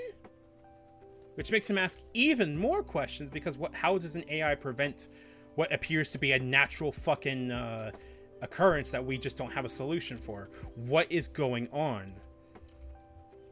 And the more questions he's been asking, the less he's been getting in answers, and he's just getting more and more into an Oathbreaker kind of stance where he's just sitting there going, why am I sitting here letting this exist? These people, like the other two changelings in the team, are fearing for their lives and don't want to be part of this colony of changelings. Why? Where is their autonomy? Where is there anything? And he's just now sitting here getting this neat fire in his stomach that he cannot put out and doesn't want to put out. Where he is adamant about, fuck it. If I have to become a demon to the rest of the world in order to make sure that these people can live safely and that no one else has to suffer this fate, and importantly that no other system has to be made to do this, I will get to the bottom of this and find out the whole entire story. And if I need to tear down everything, I fucking will. And the fun part about this also is that the writer part comes in because he has no real need to be wearing armor because this is, you know, space fantasy, whatever. It's not that big of a deal. So instead what he uses is flash armor, which is just hard light armor from Mass Effect. But he only uses it... armor. The coolest kind of armor. I always liked hard light armor. Yeah. Wait, what had armor? Hard light armor, so basically like holographic, like armor, like it's not like it's not got like fully colored, so it's like sort of like semi-translucent. Yeah. So you can like sort of like see what you're wearing underneath it. I've always just liked that style of armor. That's like hard light armor. Because the cool thing is that he also doesn't... No one else in the speakers has that as an armor style. Like, they all have physical, actual armor because it's easier to maintain and doesn't need to go boom. But the fun thing is that he has something that he doesn't even know what it is. Some sort of ancient, capital A, ancient entity called Aegis in it. Nope, he doesn't know what it is. He knows that it talks in Celestial, which he doesn't know how to speak. But somehow he managed to be able to bond with it enough to be able to, like, interrogate their first major antagonist with, what am I doing? Hawthorne Heart, right. He's able to basically fully suit up and interrogate the major antagonist that basically jacked their entire ship from them with, like, classified overrides and shit like that. And managed to get all the truth from them and managed to turn them into an ally. That's really cool. It is. I can provide you with logs if you want later. Sure. It's one of the cool things about this. Oh, my brain. Okay, hold on. I think I'm running out of actual spoons. I might end stream in this second, if that's okay with you. Totally fine. Okay. Give me a second to start wrapping up stream, if you don't mind. I'm going to deaf mute real Sure quick. Thing. Alright. I think we're at a good point that we can actually take a break, because we actually got our thing. Okay. Yeah, my brain's starting to slip, so thank you again for showing up. I do very much appreciate it. If you liked what you saw and you aren't already following, feel free to hit follow. Sarah, so forth. Hi, River, I see you. we're going to be continuing this next week with more progress and hopefully get to Warrior then. I hope what you've seen so far is fun. And right now, we're going to be sending you off to another streamer. Give me a second to find one for you. Where we're going to find and see what they're up to. See if it's someone we know. Give me a half a second. Oh, Amber is streaming. Mama Bedlam. Ooh, yeah. Let's do Mama Bedlam. Okay, I'm going to send you off to Mama Bedlam, who's currently playing Killer 7. Give me half a second. I try to remember what my raid message was last time. I remember what it is. Give me a half a moment.